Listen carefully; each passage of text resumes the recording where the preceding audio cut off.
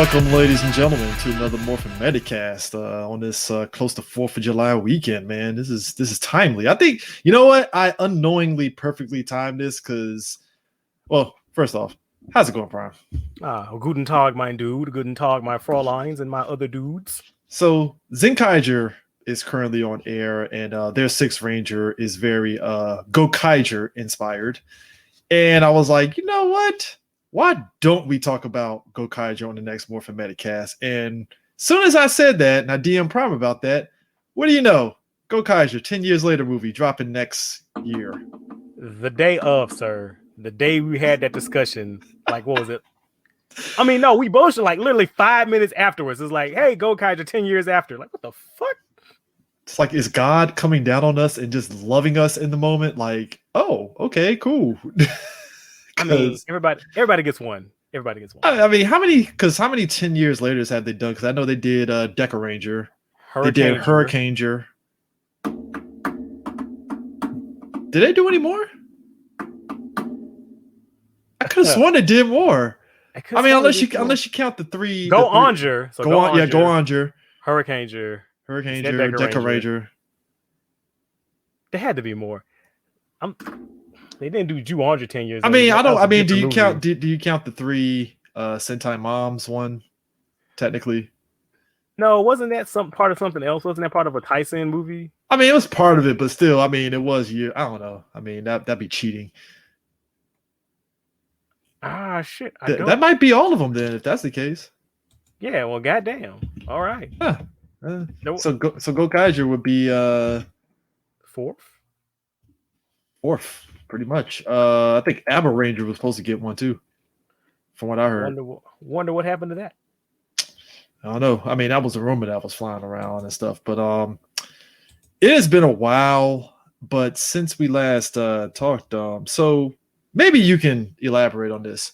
So, Super 7 announced their Power Ranger figures and stuff. Are you familiar with that line of toys? Oh, sorry, I'm sitting here reading the comments. What was the question? The Super 7 line of toys. Are you familiar with them? Yes. Okay, so what is the difference between those and the Lightning Collection, and even we'll go back to the Bandai figures? What's the difference? All right, well, obviously it's done by not Hasbro, not Bandai. Okay. I believe they are 8-inch in scale, substantially more pricey. I think they're $55. It's $50 from what I saw. Yeah, and as you can see, they come with like an ass load of accessories and different articulation. It's like the figure arts in terms of the accessories that you get, pretty much. Hold on, what I'm saying. Hold on, what am I supposed to do with information that you ejaculate Ranger keys, bro? Like, I'm in the middle. Like, what am I supposed to do with that? I'm just saying. What am I supposed to do? Can't do nothing with this. We can't do nothing with this.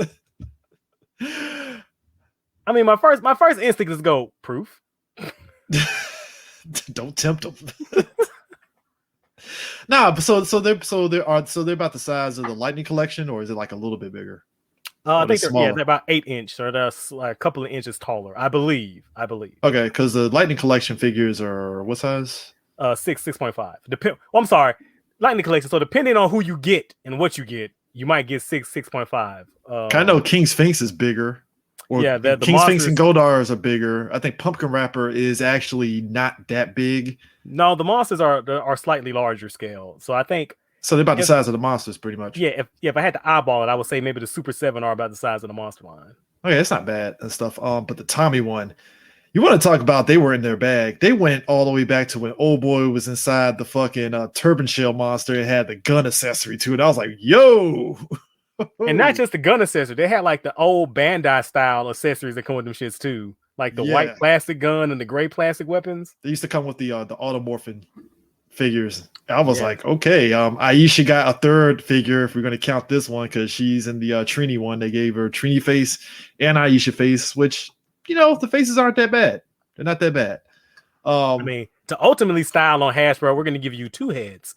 We're going to give you 2 heads, because Hasbro would have been like, Hasbro was like, hey, Trini, you get 1 figure. Aisha, you get 2, because Aisha, if we're going to segue into Lightning Collection, she has 2 figures. So she has the metallic yellow, which I figured was going to happen, because if you're going to get Catherine one, you might as well just go with Adam, Billy, and the rest of them. Fine.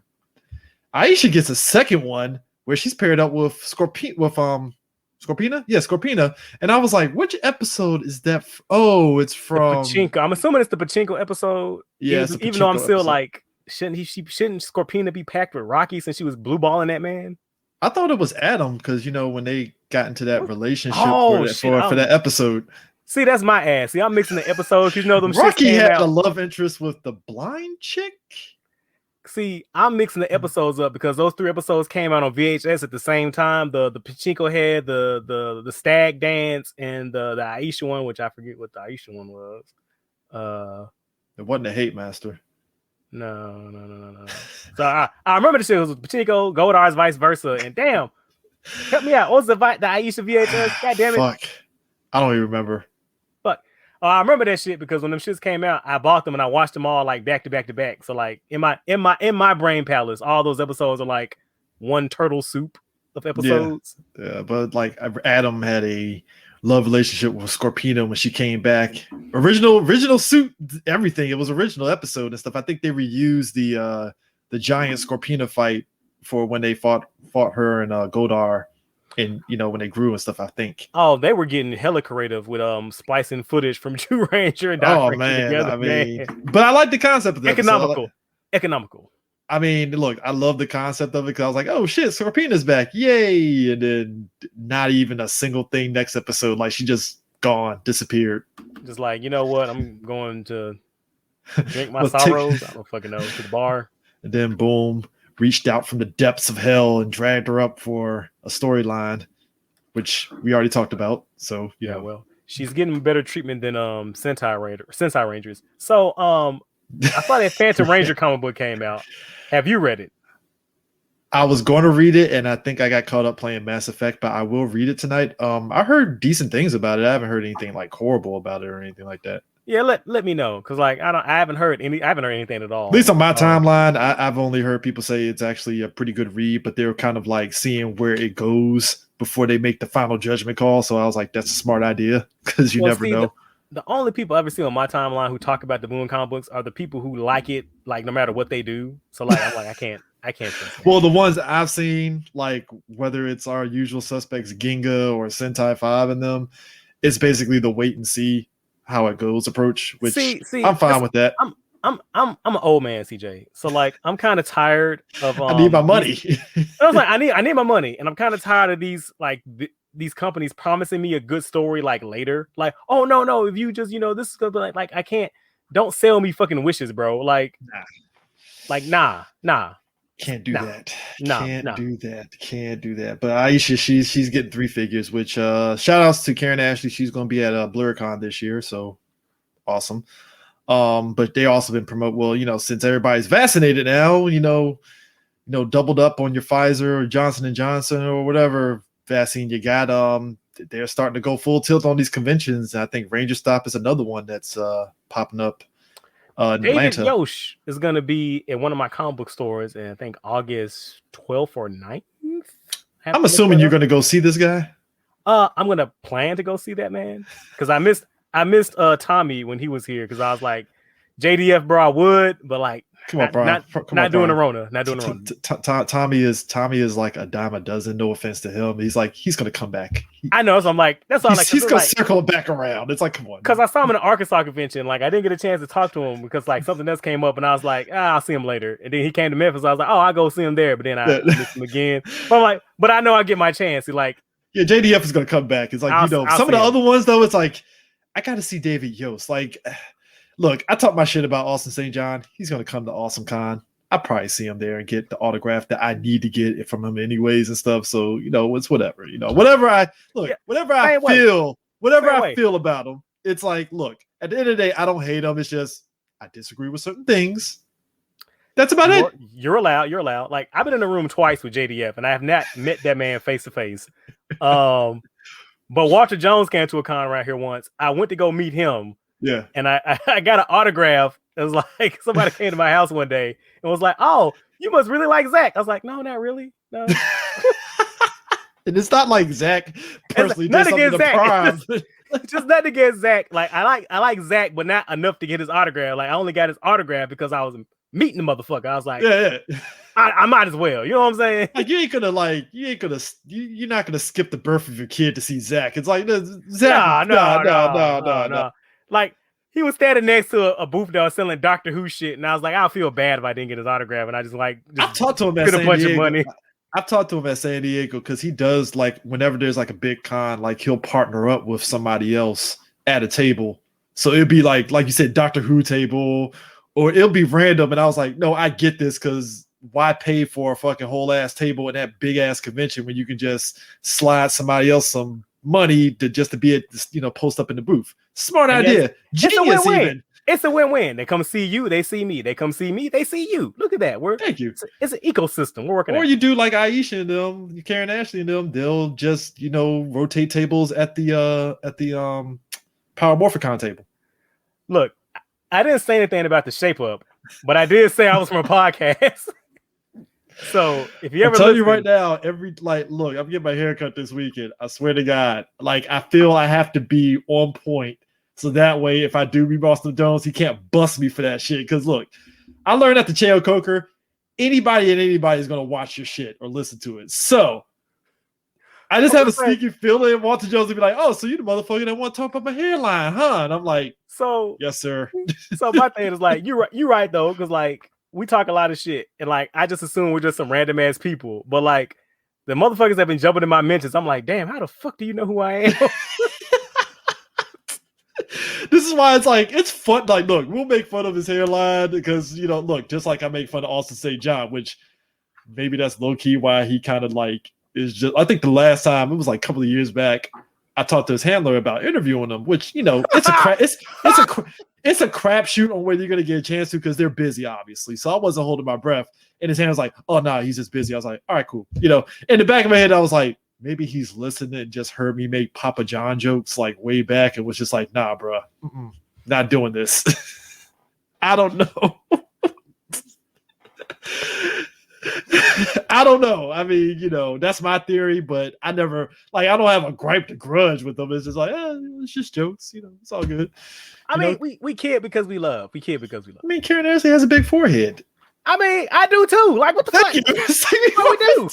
What we fucking do? And yet, I interviewed her, and she's like the coolest person ever to talk to, man. I'm going to say, how many times have we clowned on Rocky on this very show? And yet, he likes both of our posts on Power Ranger stuff. It's crazy, right? It's like, come on. I have a feeling somebody listens to us, and it's like, man, these guys are funny. But Walter, I'm like, whoa, funny. That's strong. Mildly humorous. Okay, mildly humorous. I don't want to. Hey, look, I'm trying to blow us up. All right, we're funny, but I'm trying to keep manage expectations, sir. I don't need that pressure in my life. Like your boss at your job was like, so I listened to Morphin Metacast. I didn't know you were on that show. I was like, fuck, they found out. I told that story once about one of my coworkers. Yeah, the student. It was like, have you heard this Three Black Geeks podcast? I was like, why you ask? Because there's a dude on there that sounds just like you. No, I don't. Very interesting. Heard of That's fascinating. Really. Trying to say all black people sound alike? Racist. Just walk off. It wasn't going to work on a black woman, sir. Sir. It's like racist, and you just ninja vanish, just throw the smoke grenade down, just. It's like you see my big ass trying to climb out the window. Huh? With the Principal Skinner meme where he pulls out the window. We'll try to bust upside the head with a fat jack and jump out the window. So the Pink Ranger thing happened on the Hasbro Friday, which yo, motherfuckers on my timeline was mad as fuck. Okay, so look, and it's not just salty motherfuckers like me. I'm talking about people who've been white knighting Hasbro. I saw mad cats. And you know what? Mad at the motherfucker. You know what? I don't blame them because me and William were talking about this, and I said it best. It was missed opportunities. First of all, that fucking Kendrick's video, you can go fuck yourself. Yeah, exactly. I was so fucking mad. I was mad. But see, here's the thing. I don't mind if you're gonna do your MMPR thing. Here's my thing. You're gonna come out with a Pink Ranger, clearly movie edition Pink Ranger Morpher, right? Why don't you use Ninjetti coin? Perfect opportunity right there. Because that's not season 1 Dino Morpher, bro. I mean, just right there. So missed opportunity right there. One. First of all, I hate to be misogynist, speaking from the book of future, but why does a pink morpher exist at all? Like, I know why.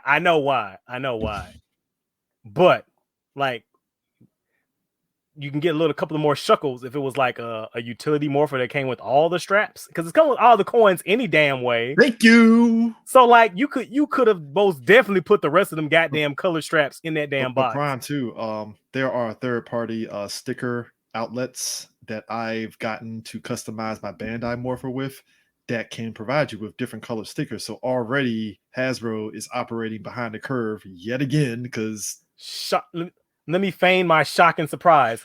The heck you say, sir? But then you pair up Catherine, you give a Zeo Pink, cool. You pair her up with another MMPR one, which I'm like, you could have gave us Turbo Pink and you would have been on the money right there. Well, see, look, okay, I can kind of understand. I'm of two minds of that. My first mind is they can go fuck themselves. Exactly. My second mind is like, I kind of understand the logic, because these motherfuckers was scalping the fuck out of that Pink Ranger. Like that single release. The single release one? MMPR Pink. Oh, yeah. You're right. I'm talking about the first, like they were scalping the absolute fuck. Like the first time I ever saw it in person, as a matter of fact, I was at a con. I think it was the same con I saw JDF at. Yeah. I was at a con, and they had like that whole wave had just come out. They had all the others, like the Magna Defender, all them shits were like $20. The Pink Ranger, they wanted $60. I'm like, you can kiss my ass. You can go straight to fucking hell. Hell no, I'm not buying that shit. Then like 2 weeks later, I went to Walmart and there was 20. Like, but motherfuckers was scalping them motherfucker like hard as fuck. So like, I can kind of see the need to get another one out in the ecosystem to kill the price, hopefully to drop it down. But bro, not like this. Like, you could have did what you've done for like the Mighty Morphin MMPR White, where you just slip Pink in another wave. Like, no one would complain. No one would. Well, we complain, but like, we would understand why you why you did that. You know what I'm saying? What else? So you had that. What was the other one? Oh, I think what was in another. Oh, the fucking comic, like, version of Catherine, shell shaded, which I was like, sure, whatever. Okay. Now the only one I did like, Pink Ranger has a helmet. All right, cool. It's better. That's cool. It's better than red in the 6. I mean, cool. Can we get everybody else though? Yeah, can we get black? Can we get blue? Can we get yellow? Can we get something that's not MMPR? Can we do that too? Prime. That company will literally put a bullet in your head saying that shit. You know that, right? No MMPR. What's that fucking meme when they had the meeting and it was like, we need more MMPR toys, and someone is like, re-release the green, re-release the red. Why don't we do Mighty Morphin Alien Rangers? And it gets tossed out the fucking window. See, that's me and you offering it. Why don't we just do Alien Rangers? Can we do it in Ninjetti mask? No? Oh, okay. Oh, that would have been another one. Ninjetti version of Catherine in the pack. If you're going to go pink. But to your point, though, could have got Kendrick's Lost Galaxy right there. They played a fucking video, bro. I saw that and I was like, wow. And it's like, oh yeah, she's awesome. Moving on. Wait, what the fuck? No Jin. Which that's what I'm saying. Thank you. No time for it. It's like, what the fuck? Yeah. Like, I understand why they were doing this shit, because it's girl boss, yes, Queen Slay. But I'm like, there are other female characters you can do. Can we get the Yellow Ranger from Beast Morphers? Can I get Udana? Complete the collection? Can I get Udana, please? Can I get Taylor from Wild Force? Can I get Katie from Time Force? Can I get Ninja Steel Blue? Can I get can you finish out the SPD girls? Can I get the Cat Ranger? I can throw a dart and hit like 30,000. Yeah, because there's only Yellow Ranger and Cat missing from SPD, basically. If we're going to be technical. And Nova, if they're going to Nova. Nova. They have to do Nova. They got to milk it. They have to fucking milk it, because this is pair Nova. They're going to pair Nova with White Ranger again, because reasons. That's how they get you. Or what is it? They're gonna pair it with the White Ranger. He's gonna have like an effect on his arm to do like that rapid punching thing. Sir, I take it a step further. It's going to be interchangeable head, where it's the regular ass white dude that was this. No, he's gonna come with an accessory to be a ball of light accessory. The little somebody already did it. translucent- Somebody already did it. They took the fucking effect piece from off the Psycho Rangers and put it on his head. And it was like, there, Sam. I feel bad for that. I feel bad for that actor that played Sam when they finally revealed his face. I was like, he could be the stunt dude for all I know. That what? I think he was, wasn't he? I don't know. Maybe he was. But I felt bad though because I was like, what were they thinking? Like, oh my god! Did they like, not want to pay a person to be in the suit outside of it? now I heard rumblings. I've read this on message board, so I don't know how true this is. So take this with a grain of salt. I heard that the reason why Omega did not get an actor is because they blew the budget on some shit. So when it came time to SPD, I can believe it to a degree because that show looked like it cost some money more so than other seasons. So when there was like, I don't know, and again, maybe it was that same situation where they didn't know another Ranger was coming. It was like, oh, the dog became bullshit, a Power Ranger, so we're good. Bullshit, problem. They do, bro. This is about as bad as Saban, so we don't fucking know. They probably didn't watch the goddamn Sentai. That's like, here's your tapes. Here's your costumes. Hell, old girl had that whole Ranger. Well, did she have the whole Ranger? Yes, that old girl had the whole Ranger team of the fucking chicks and stuff, and they never used. So, but yeah, I saw that Pink Ranger shit. People were fucking heated. Like I thought I wasn't even mad. I was just kind of like being just very sarcastic about it. Like, man, love that 2-pack. I was just like, look. It is what it is. We all know what Hasbro is. The helmet was the highlight. The helmet was the highlight. I will wholeheartedly admit that the helmet was the only highlight. Like, what a waste of my time. And there's another one coming up on this Friday. This Friday. Yeah, Friday. So tomorrow, the second. The second, the Phantom Ranger is apparently the big highlight because everybody's saying the Phantom Ranger might be getting a figure because of leaks, and I'm like, oh, okay, I will buy. Hey, look, I'll buy it. Look, Phantom Ranger. If there was Saban has always done some pretty good things. The fact that they took a character that was just like a blink and you miss in Car Ranger and made him like a fully fleshed out character that was just like beloved. First of all, sir, he's fucking hilarious in Car Ranger. He is hilarious in Car Ranger, but it is kind of like somebody asked me about that guy. Like, so in Car Ranger, I think it might have been Eris that asked me. He's like, hey, so the guy, Phantom Ranger in America, does in Car Ranger, I think it was before he watched it, does he play a big part? I was like, no, he doesn't. I mean, his appearance leads in some he gives my him favorite episodes. Like, he gives him the thing, and then like the Red Racer being the leader, like that whole arc I thought was pretty cool. And then like the fucking joke about him being the dude's dad. Yeah. But I was like, other than him being a fixture of the show, I was like, nah. He's nah. He dropped some Zords off and left. He's about as much as a fixture as the Demon Hunter is in Go-Go 5. So, which everybody thought was the unofficial 6th Ranger. I'm like, that wasn't the unofficial. I mean, I could see it maybe, but I mean, I feel like that was just a Metal Hero homage, guys. Like, what's going on? That was funny. Somebody had posted up, I think it might have been the official Power Ranger Twitter channel. They posted up the Jungle Fury Master Rangers, and it dawned on me, I was like, that is probably the best original suit from like the franchise period. Like, I know a lot of people talk about the Titanium Ranger, but like, Titanium man, good. Jungle Fury shits all over it. The Master it Ranger, really does. I didn't think they could pull it off, but I was like, holy shit, this is actually really good. Just the Bat Ranger by himself beats the Titanium Ranger. Like, I didn't think they were going to. The thing is, when I was watching Jungle Fury, I was like, they're not going to go for it with those suits. And I'm like, oh shit, they actually are. Oh, okay, wow. And you made it a fixture of the show. Even better. Like, wow. Didn't think you had it in your show, but you did it. Disney money. For all the 2 minutes they gave it to you. Yeah, that's true. I mean, hell, even Dino Fury right now, I think Pink Ranger has the Red Ranger power up from I was just talking about that today. The other day with my friend Alex. It was like we were talking about something, and it was like, oh, and Dino Fury, and I was like, oh, bro, I forgot Dino Fury's airing. Like, yeah, it's on. It's you know what? Funny, it's on Netflix, and it's actually probably you know what? If that means a good thing to come for future in terms of releases, great.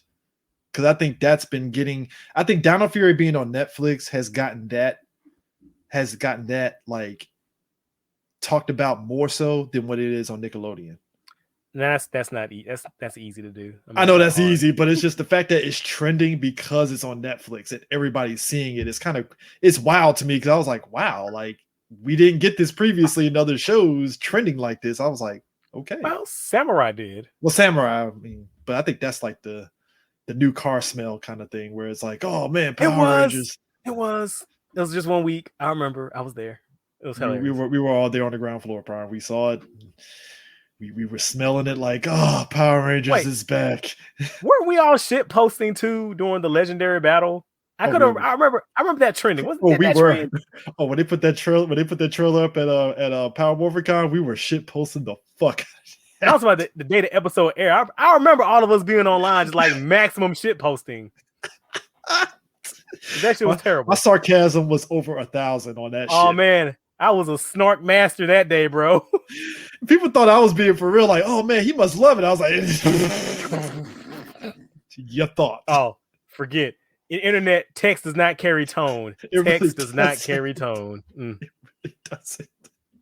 They thought me and you were loving it and stuff. I'm like, but the funny thing is, people like Blackwing and all them that follow us, they know. I was like, yeah, Prime and CJ full of shit right now. The ultimate full of shit. It's like, nah, man. So there's that, which I'm very excited. Ultraman Trigger. Yes. So July 10th, Ultraman Day. I am not going to do the live stream event thing that they did for the Ultraman Connection because I did the one for the Sevenger fight. And I paid my $25 to get my my pin. I'm not doing this one, even though I want to see this one more because it's gonna have the actors from the original show plus the suit actor. There's gonna be like different, interviews and documentaries and shit. I can't, it doesn't sit well with me for a couple of reasons. One is that their price is way too fucking much. Like I think they want $40 for domestic, and I think they want $50 for international for a virtual ticket with the pin. They're not showing us what the pin is yet. They're gonna be showing episodes from the original Ultraman, bro. I own the original Ultraman like 5 times over on various different formats. Didn't we just talk about this on Morphin Metacast like 3 episodes ago with the Blu-ray release and all that? So, like, look, it's a good show. But like, buy it on Blu-ray. It don't sit right with me to pay $45 to sit and watch you guys, play. Because I'm pretty sure that you're not going to talk over because they didn't talk over the Sevenger footage. Nah. So just going to show these episodes of Ultraman that I've already seen 1,000 times that I already own on various different formats. I think it's for Uber fans. It's like an Uber fan kind of thing. That's what it feels like. I am, but like I'm. But you have a line where you're like, I don't know. I mean, but also, Prime, let's be real. You take that $40 and spend it on the Gridman Blu-ray release that's dropping from Mill Creek. I already bit my because I am. And you pre-ordered? I already pre-ordered that. I already pre-ordered Ultraman 80, and I already pre-ordered the Ultraman anime. Boy, oh boy, Prime! It'd be nice to get that for Sentai and Kamen Rider, wouldn't it? Oh, if only we could. I mean, I know we're getting 0-1, but it's not enough. I mean, I did just recently buy the V3 set that was released from that company in Hawaii who released it. What company? JPN Productions or something. Like there's a distributor who has some licenses to release Gokaiger and V3. Oh, wow. So I bought their V3 set, and I bought the Gokaiger reboot movie they did. Was it the animated reboot? No, the actual original Gokaiger. Oh, okay, dude. I lost track of Gokaiger because I was like, which one? Because I know the one on Cartoon Network was like the original one. No, and that's the anime. I'm talking about like the original toku. Oh, okay, my bad, dude. Trust me, because I think the one that I did see was what was the name of the dark version of them? Gokaiger. I seen those movies. Yes, I got that movie too. Oh, did they re-release those, or you guys just got the original one? I got the new Blu-ray that came out a while back. Oh, okay. Because I remember seeing Gokaiger, and I was like, this is actually pretty good. So yeah, but that Gridman one drops in August 27th. Ultraman 80 and the Ultraman drops in September, I believe. I don't care. I just pre-ordered them. I just like this. that's the thing I'm doing. Like, I'm just supporting the brand, but I do have a line. So on Ultraman Day, they're also releasing another Blu-ray like they did last year. Mm-hmm. That's a specialty release that's going to be exclusive on Deep Discount DVD. What's that website? Deep discount DVDs. Something like that. So they're getting another exclusive DVD set with just a couple of handful of select episodes from the original show, plus a featurette that talks about the Ultraman Marvel comics and how it connects to the original show. Spoilers, not at all. Not at all. And look, I stopped reading it. So and look, I said when they started doing the Mill Creek shit, I said I was gonna buy every single one to show solidarity because I want to support this. But like, I cannot in good conscience buy that release. I was already kind of about the one they released last year that had the birth of Ultraman, like a recording of that stage show that had Ultraman's first appearance on it. Which, to be honest, that should have just been an extra on the Ultraman Blu-ray. But I'm not gonna split hairs. They figured they had something of value. I'm not gonna knock them for chasing that bag. This new set is making me angry because the only value that it has is that it has the English dub, the original English dub of Ultraman on it. Yeah, but again, it's not the whole show. It's just like a bunch of randomly selected episodes. And I'm like, you sons of bitches are literally holding that release hostage. Like, there's a market for that. People want it. Again, the English dub of Ultraman should have probably just been a track option on the Blu-ray you already released. But like, I don't appreciate Like, look, I say all the time that Mill Creek is doing the Lord's work, but like, me, I call out bad consumer practices when I see it, and you guys are full of shit. Hey, they are not immune to fuck ups. So yeah, like that, you're not like that's fucked up. Like, that is so anti-consumer. It makes me vomit. Like, what the fuck, man. I meant to mention earlier in the Super 7, we mentioned what came with Tommy. The one that got me and it had me rolling for a minute, the Putty Patroller. That shit comes with the fucking Wild West Rangers. The football jersey shit took me out because I was like, holy shit, they're really pulling it out on that one, man. And to extra say fuck you to Hasbro, it comes with parts that turned it into the Super Putty. But them are the Z Putty. Z was the vest, I think the vest, the knee pads, and the head. And the belt buckle. Yeah, the belt buckle. I was like, wow. God damn. So like, you just Godar, even more for Godar, he gets the fucking Power Coin box from the Friend Returns. I'm just like I don't know about the scale, but like, I kind of just want to buy them just for the accessories they come with. You know what I'm saying? I'm pretty sure it probably will go good with the Lightning Collection figures easily. I mean, possibly, right? It has to. I mean, dude, Trini has the fucking Tickle Sneezer doll. I'm like, okay, y'all really went all out on this one. Really went all out, man. It's crazy. I'm wondering about the Zord is what gets me, because I was like, do they all the Zords combine, or are they just the Zords by themselves? That is a good question that I do not know. Because if the Zords combine, that's literally them dick swinging over fucking Hasbro right there. Now, if you want something that combine, you can talk to Reebok and get them shoes and get that box that combines into the Megazord for a grand total of 600 and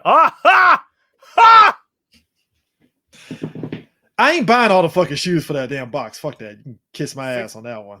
$650, bro. Oh yeah, and nice. So black and yellow were the two that I really wanted, because I was like, red, blue, pink. Well, clearly that's for a chick, because I don't think they're like, sir. I'd rock them pink shoes. I don't give a fuck. I don't know, man. If the design looks right, and I wasn't really a fan of the Pink Ranger design, I was like, yeah.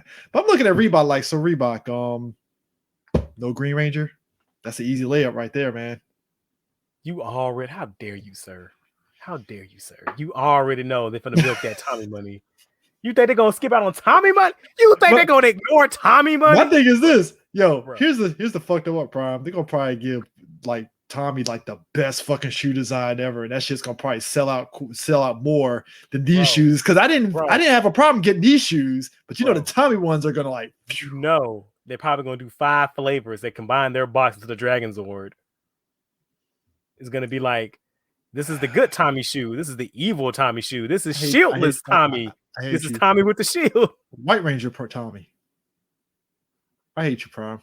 but you're right, because these shoe companies. I mean, look, they're about to come out with the fucking Gundam shoes from Nike, and yeah, good luck on that one, man. Because look, the Street Fighter ones were bot food, and Nike plus anything / related. Good luck. Look, I'm lucky I got them fucking Adidas Black Panther fucking shoes, and them shits were like gone quick. So, I don't know, man. It's pretty wild, man. But them Sentai DVDs, I'm just looking at them like, man, I really would like to know what the fuck happened behind the scenes. I'm pretty sure what's happening is like they don't want anything competing. I'm pretty sure Hasbro is going to give a complete. They're going to start giving a fuck once it's their own original suits and shit. Like once they're not using anything from Sentai, that's when they're going to start caring. I think they're going to still kind of double dip and do their own. Like, I still am a firm belief they're going to keep doing the whole adapting Sentai, but they're going to really lean heavily on the original stuff, on the Netflix stuff. I don't. Because I mean, that's easy money on the side. That's easy money on the side to kind of just. But Hasbro is also lazy as fuck. Like I don't. But Prime, adapting Sentai is the laziest of lazy. But they got to share that money, and it's like they're not getting all the profits from those designs. But they get more money from off the original designs, so it balances out. It's like, why do I want to split when I can just have all the money? True, but I mean, Disney figured it out with their premium stuff, just like every other studio. Like, hey, people actually want to stay home and watch these movies at theaters. Which people joked, but Universal actually is the first studio to post up their earnings of, dog, they made 5 times what they would normally make on VOD from off of putting those movies on straight to on demand. I was like, I'm not shocked because people would rather stay their ass home and watch these movies and only pay $20. And I don't blame them because it's like, oh, $20? I can just chill at home. All right, cool. Don't have to sneak in the theaters anymore. Just do that. So. And also, speaking of Tommy, speaking of the Dragon Zord, so Zenkaiger scans were just released of Super Zenkaiger and Super Twokaizer. Bruh. What that is ridiculous. I feel like at this stage they're just like trolling Hasbro. Like they're like, you're not making this. You will never. You are not making this show. Like you will not. Every toy, it's like they're double dare. Like we dare you. What are you gonna do? What are you gonna do? And I feel like when I first saw those designs for Zenkaiger in the begin with, I was like, yo, they're like slapping them in the face with their dick, going, "You gonna do this show? Are you gonna do this show?" I mean, it's robots. Y'all the Transformer guys, right? Right? You okay with that? Okay. Look, everybody was posting that video of Tommy and the freaking Q Ranger fucking stuff like, oh shit, they're gonna adapt it. I was like, guys, no, that was from like 3 years ago. Stop it. Don't do this. Oh, my bad. I brought that shit up because I was shit posting. Oh, that was you doing that. That was me. I was shit posting. My bad. That was me shit posting. So I was just like joking, going, oh man, I keep having this nightmare about Tommy being Ryu Commander. And like, I was just joking. Motherfuckers are serious. Can I be honest with you, Prime? I would kind of be for that because that's on. I'm not gonna lie for you. I'm not gonna lie. I'm kind of into that too because I want to be purple. I want Tom to be a Purple Ranger. Just a little bit. I'm kind of into that. Think about it. You're Hasbro. You're the head of Hasbro. You want to adapt Q Ranger, and you're trying to do what Disney did with Down Thunder, where they're like, let's bring a veteran back, and they're like, all right, let's bring Tommy back as the Purple Ranger, and Tommy's like, all right, cool, let's do this. Just like fucking Thanos, one more color. Dude was red, white, green, black, and he'd be purple this time. Look, like I said, I was shit posting. I was joking, but like I would be lying. I would be telling you a bold-faced lie if half of me wasn't like, do that shit. Do that shit. Tommy will literally be one season like, yo, can I be the Pink Ranger? Sure. Really do? Sure, really? Sure. Whatever you want to do. What are they gonna say? No. It's like, no, that's JDF. He brings in the kids and brings in the money. It's like, all right, whatever, Tommy. Do whatever you want. Whatever that is.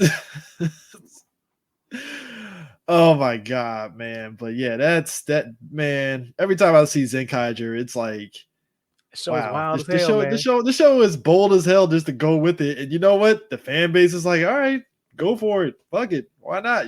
So I mean, I'm having an absolute fucking blast. I love that show. Oh man, did you see the Kamen Rider Revice suit?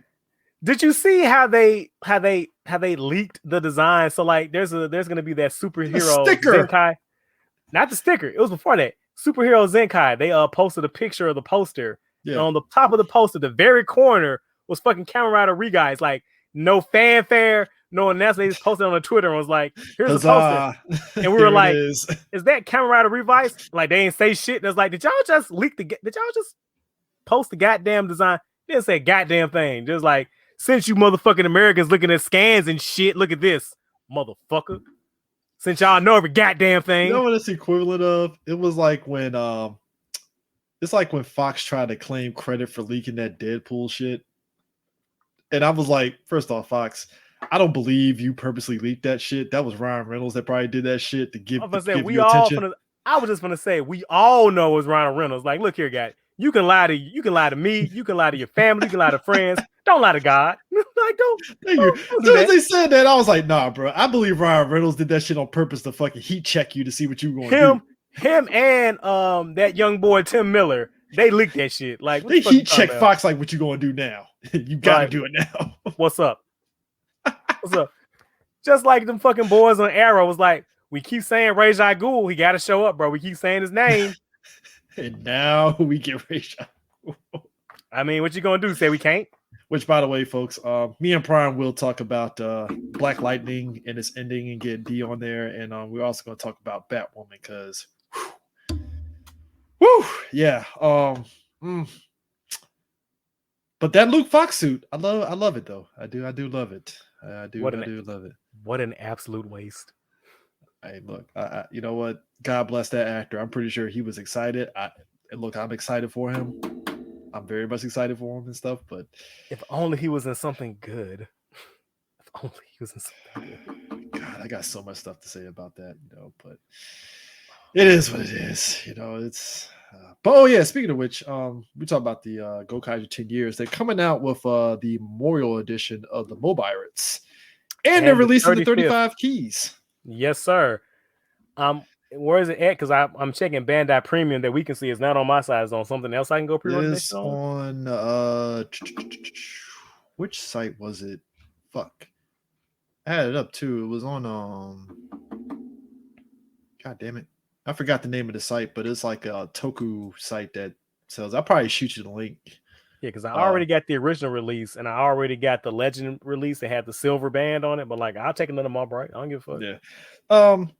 So this year would be 26 years since the original MMPR movie dropped years ago and stuff. I saw Karen Ashley posted up when they put their hands on the Hollywood Walk of Fame, which I totally forgot that happened. Look, I think we undersell this because like I think a lot of people who are just getting into this shit, they don't understand like Mighty Morphin Power Rangers was big as fuck.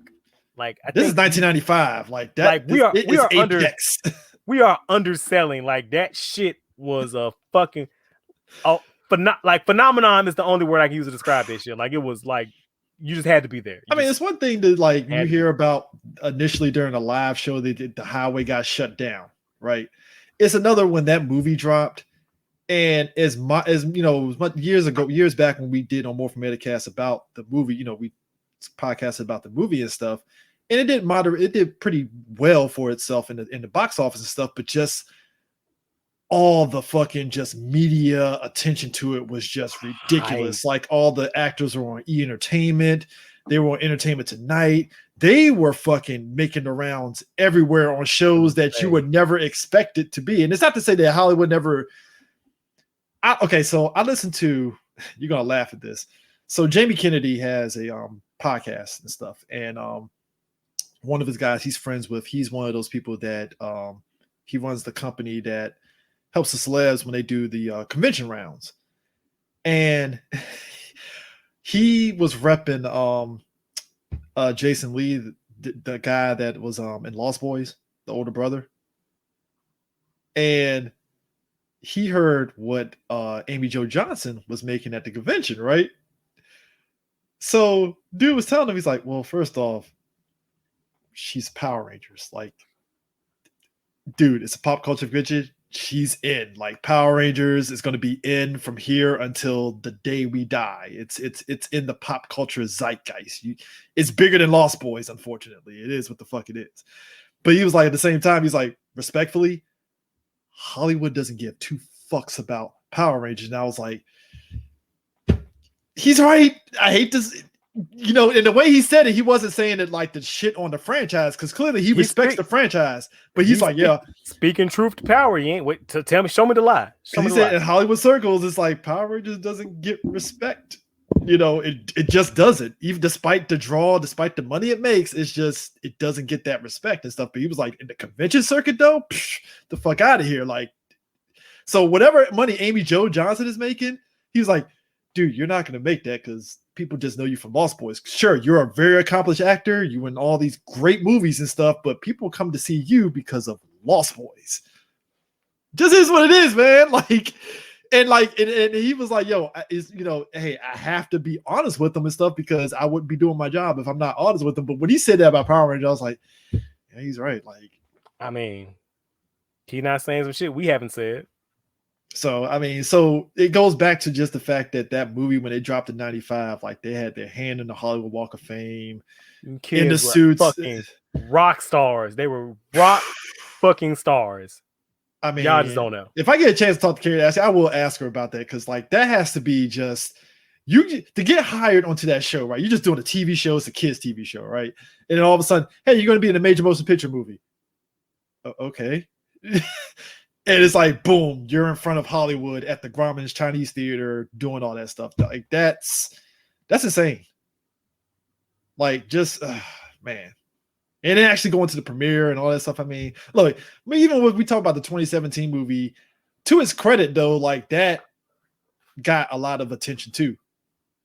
Maybe not to the extent of 95, but it still got attention nonetheless, because people were like, oh, shit. Like, these Power Rangers are still alive, which I was like, well, first off, that's fucked up that you said they're still alive. Like, would you thought they were dead or something? Well, I only stopped watching after the Tommies left. The Powerful Rangers still in the air? Don't remind me. I think we were both face palming when they announced that movie initially, and everybody's like, that's still in the air. And I was like, yes, it's still in the air. It's on Netflix. Let the normies be normie, man. I don't even. No. I'm not mad, but it's just like, hey guys, like put some respect on it a little bit, just a little bit. I ain't asking a lot. Just put some respect on it. Normies going normie, man. I don't know what to tell you. I mean, I thought it was bad with the DC and Marvel comic stuff with normies, which I'm like, whatever. But the Power Ranger shit, that took it to another level where I was like, I'm literally becoming like the fucking damn comic book snobs now. Like, fuck you, put some respect on Power Rangers, man. I really, dude, in my eternal monologue in my head at that point, I really was thinking that, like, oh no, you're not going to disrespect Power Rangers. No, you're not going to do this. It is what it is. It's like, that kid shit's on the air. Now let me go get my ticket to my damn Marvel movie. Okay, dog. Oh yeah. By the way, so I'm actually making a commitment. I'm dressing up. I saw your Instagram post, sir. Yep. Committing to it. Up in. Committing to it. Shout out to J Toku Costume for the costume. Just to confirm, you are Red Buster and not Beast Morpher Red. Red Buster. I actually went out and got the Morpher, the actual Go Buster Morpher, and all that stuff too. Because first off, it's like, as much as I like Beast Morphers and stuff, I just kind of hated why they did the unnecessary change to the Morpher. Like, why did it need a key? And I don't know. It's just, that was something that just rubbed me the wrong way. I never spoke on that when we did Beast Morphers, but that was like, that's a very questionable decision. I hate to be a pedantic asshole, but I have to ask, because I have dreams one day of cosplaying as Green Lantern, but like, I want to be unmistakably Hal Jordan. So the first person that comes up to me and goes, "Oh, great, Drake John Stewart," I can curse them out, because I'm talking about, I want to have the white gloves, the gray temples. I want to be undeniably Hal Jordan, so I can curse out the first motherfucker. That's why I went with J Toku, because I was initially just going to buy the costume online. And then I realized, hold up, my tall ass trying to get those costumes, it ain't going to look right. It's going to look like a Party City costume on my ass.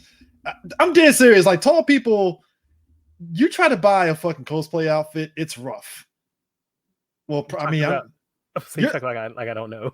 I mean, I forgot you're tall, Prime. Sorry, my bad. It's just it's just like, look, I learned my lesson when I bought the Great Saiyaman costume. It fits, but it's like, man, if I got it custom measured, it would have been great. Like every coat that I have bought for my Doctor Who cosplays, I had to get them tailored, and that's like an additional cost because like them coats ain't cheap to start. I'm pretty sure it ain't, because every time I see you in Doctor Who, I was like, that looks like a very expensive costume, even though technically it looks like a closet cosplay, but like I know it costs money though. That shit is not cheap. Because people don't realize this. Prime put that in his title on Twitter, and I was like, I mean, the man looked like he spent money on his Doctor Who costume, so I gotta respect that. I'm just saying. I do. It's a combination. I make some shit, I buy some shit. It's even though it looks like something that you would just wear Sunday leisurely outside. Dog. It really does. I ain't gonna lie. And maybe that's credit to Doctor Who and how dope his outfits are, because it does like just walk out the door like, hey, what's going on? Cool. Whenever I go to cons, like people don't know who the fuck I am. It's like, oh, that man's dressed really nice. You had a sonic screwdriver. Then it's like, oh shit, Doctor Who. Even then, it's just like, huh? What? Some of them, they're just like, what? Like, did you coming straight from? I had somebody approach me once and go, I like your cost. I like your your outfit, even though that's not cosplay. I'm like, bitch, I'm Doctor Who. What? What the fuck are you talking about? Like, if I knew nothing about Doctor, let's say if I was oblivious and never paid attention to Doctor Who, and I happen to be on Instagram and I scroll past Prime's like IG, I'd be like, man, this guy making some fucking balling ass suits. Like, goddamn, like, yo. Them shits, hey, look, them shits are clean as hell. I was like, man, this shit's fucking dope.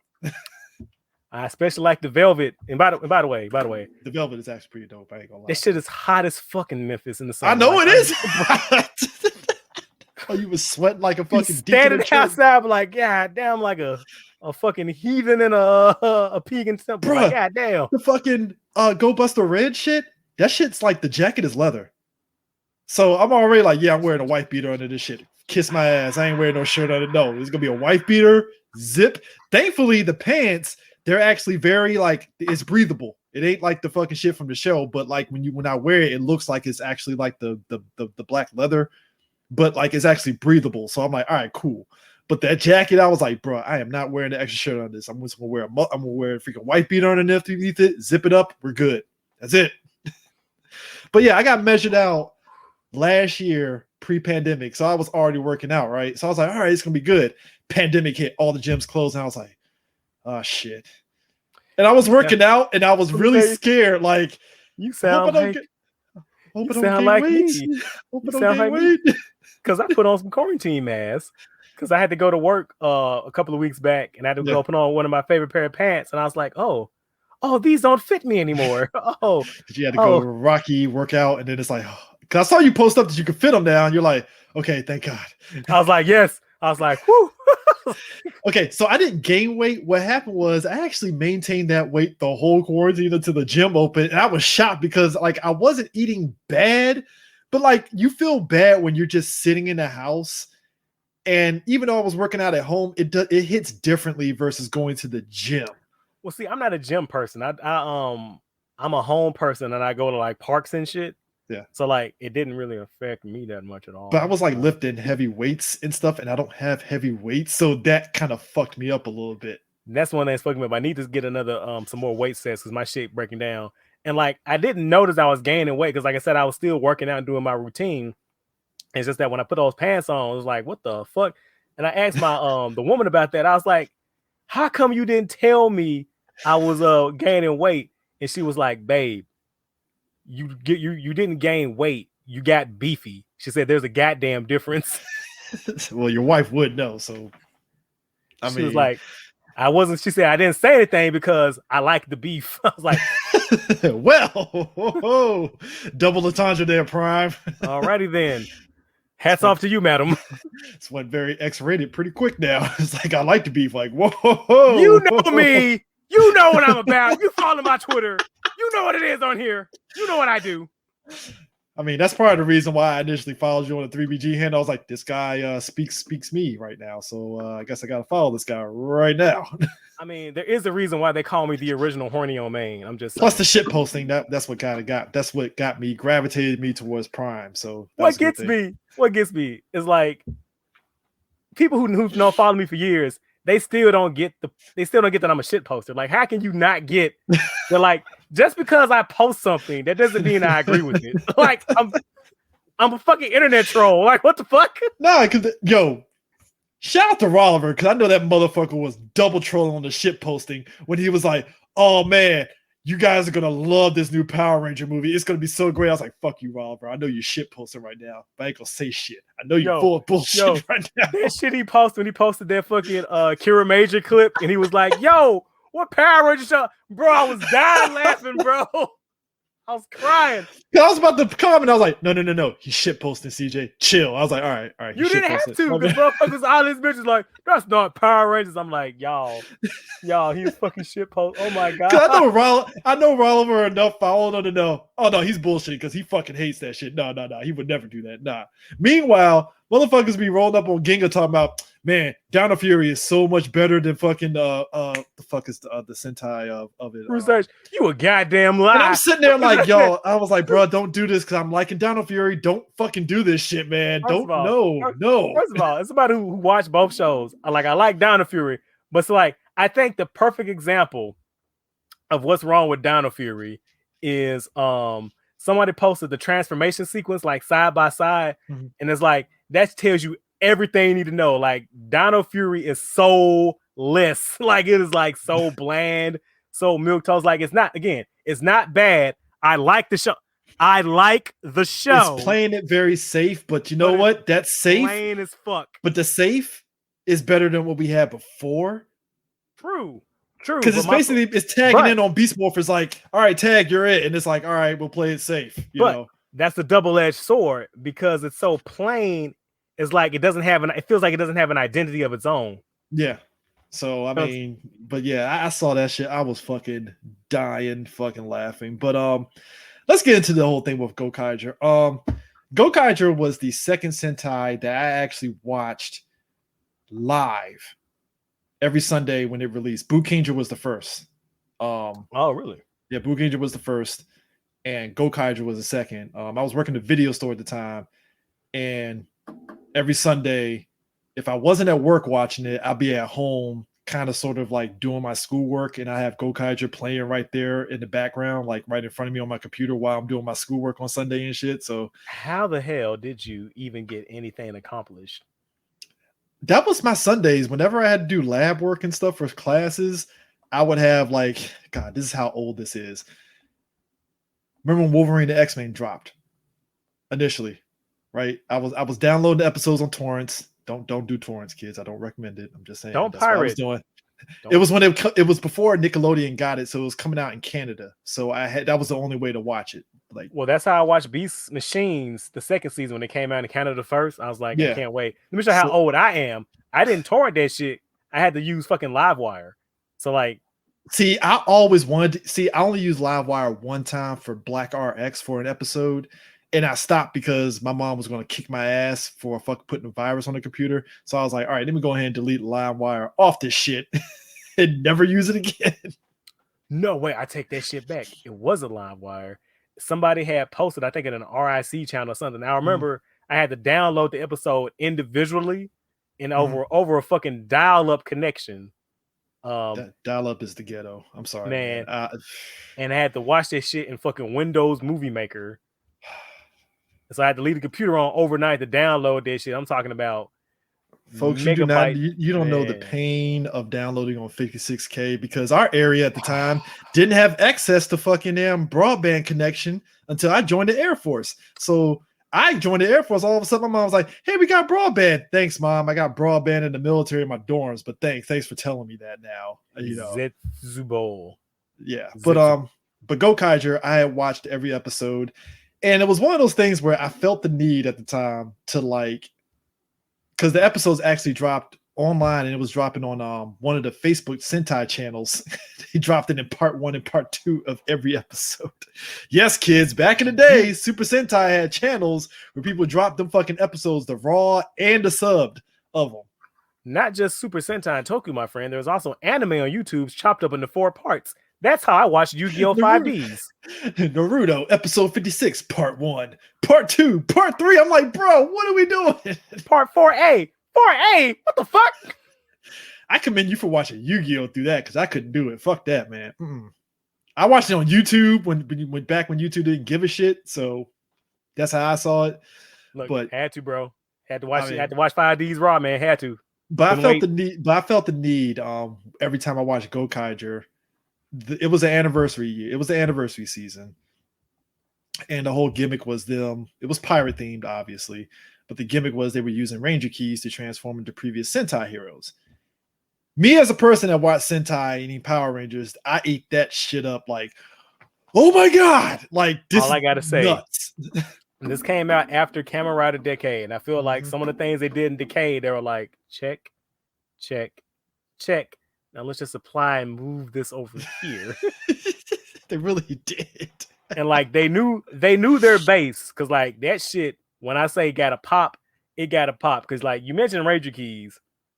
I don't, again, unless you were there, I can't understate how much that shit popped. Like Ranger, like people were eating up that Gokaiger merch. Like early Twitter was through the fucking roof. And do you remember when the first episode aired? Like that fucking clip of the Legendary War, that shit was going around on everywhere. I saw a fucking clip of that shit on College Humor. I was like, what the fuck is College Humor posting about Power Rangers? To Gokaiger's credit, this is where it got me. I have friends that they knew about Sentai, so they're not dumb about it. They just never watched it like that, right? Every person that I know of that, whether they haven't watched Power Rangers in a long time or they might have vaguely knew about Power Rangers, they kept posting about that battle, and I always got tagged in that shit like, yo, Chris, did you see this? I'm like, yeah, I saw it like weeks ago, man. Yeah, it's great. Are you gonna watch Gokaiger? It's up on Facebook, you know, it's like, more to it than that. Like I was seeing a hella articles, is like everybody. Like, everybody I think it hit a BuzzFeed. The Legendary War, was like, this is that, like I saw one article was like, Japan just aired a Power Ranger fight that's of your dreams of every single Power Ranger ever. And they're like, wow. But like the Gokaiger series itself, though, like I didn't expect to really gravitate. Well, I did gravitate because the gimmick of it was there. But like the fact that the early episodes and stuff started out as basically them kind of basically getting the powers from different season stuff, at least initially and stuff, before like later in the season, it felt like some of the early ones and stuff, obviously, like Go Ranger, there was like, all right, we clearly not going to be able to bring back those old actors for like a dedication episode, so we're just going to give them the ultimate power just because. It's like, all right, fine, whatever. That's cool, I guess, and stuff. But the ones that they did were like great. Like the Car Ranger one was fucking hilarious, man. I loved one it. Of my favorite fucking episodes. Like that's one thing I really appreciate about Gokaiger. Like I watched a review a while back on YouTube. And the guy kind of echoes some of the sentiments I have. I wish I could remember the name of it. But he said, like, one of the things that Gokaiger excelled at was, like, its balance. So, like, obviously, it's an anniversary show. So, obviously, it has those elements of anniversary show. And it has to, you know, play to that strength. But if you, which is kind of, will be kind of hard to do, but if you were to, like, remove the anniversary elements and just have the Gokaiger be a pirate Sentai fighting the Zangark Empire, like that on its own is also really good. So, because there's so much backstory with that one. Like each of the Rangers have a backstory. Like the Pink Ranger, she's a princess of a whole ass planet that got fucking genocide, killed, done. She's the last. I think she is the last of her family, of her royal bloodline, right? Of her species, bro. Of her species, the whole fucking planet. I keep forgetting they are. That's the other thing. Other than the Silver Ranger, the pirates are aliens technically. And that throws me off because in my head they're humans, but it's like, oh, they are aliens because they're from space. Humanoids, sir. Yeah, humanoids. Humanoids. Yeah, she's a last alien of her species and stuff. And like when you see the backstory for her, it's like it's kind of like Marvelous just kind of like has her as part of the team in a way. Just like, I mean, if you can handle being with us and stuff, sure, join up. Why not? Also got Joe, who started off as a foot soldier for the Empire. And so they was like, hey, let's be on that executing civilian shit. And Joe's like, nah. Sign up for this? No. No bueno. We don't do that here. Except he doesn't have a clone trooper to shoot him in his face for disobeying orders. Good soldiers follow orders. I'm sorry, I had to link that episode because that shit was funny. As soon as he told old boy no, I was like, oh boy, don't tell the fucking crazy dude no. Which, by the way, I'm still just like, bro, there's no coming back for Crosshairs. That's it. Like, oh no, as soon as he pieced out old boy, I was like, yeah, even if they take the chip, even if they take the chip out, he's still gonna be like, you know what? Nah. He was already, and the thing of this, he was already teetering that line any fucking ways before the Order 66 shit. I'm gonna say, gonna be spoiler alert, he never had a chip. You know what? That'd be a ballsy move, and I would actually see that happening because, well, look who's writing the shows. Of course he would do that. Which, also, to be fair, I was like, Dave Filoni's like, what if I do Star Wars, but it's Lone Wolf and Cub? Dave, this is the 4th time you've done this. Don't you like money? Shut up. Dave, I mean, I appreciate it, but Dave, can we do another Star Wars take, sir? It's like, kiss my ass. You gave me money. I'm gonna keep doing this, riding this shit till the wheels fall off. I'm gonna say till the fucking wheels fall off. What you gonna do? Stop me? What you gonna do? Say I can't? Oh no. You like, you see the alternative? You see the alternative? Oh shit, yeah. See, they'll say that, Prime, and all of a sudden he'd be like, what if I did Lone Wolf and Cub, but with Finn? Shut up and take my money, sir. Go on. Go on. Continue. Here's more money. What's next is, what if I do Lone Wolf and Cub, but with Greedo? I mean, I'm not going to say no. But what is this story revolving around?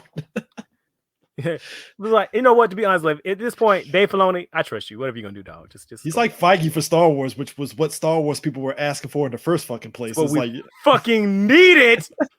It's like goddamn mystery. Don't get me started. This Gokaiger. So Gokaiger. But like, and I think watching Gokaiger, it definitely doubles down on why a lot of us felt disappointed with Megaforce, because it was just like because there's so many easy layups. And for some odd ass reason, Super Mega Force happened to miss all of them. I mean, the absolute god. So I saw a post the other day when someone posted that picture where they actively chose not to use any Power Ranger suits. Yeah, it is like, here's the Mighty Morphin Red amongst all these Sentai suits. Now, CJ, you know, pre-Zoo Ranger, by the way, folks. I want pre-Zoo Ranger. It was it Bioman, Flashman, Changeman? Was it Jetman? Yeah, one Jetman, five man. So it's 5 man, 1 Mask Man, 1 Changeman. And you said a Jetman? Yeah, 1 Jetman. They went out their way. Like, they purposely stepped over footage that had Power Ranger suits in it. And was like, and no. Now, again, whoever posted that post, I wish I had it in front of me now, because I totally agree with you. Whoever gave that shit the green light need to be slapped.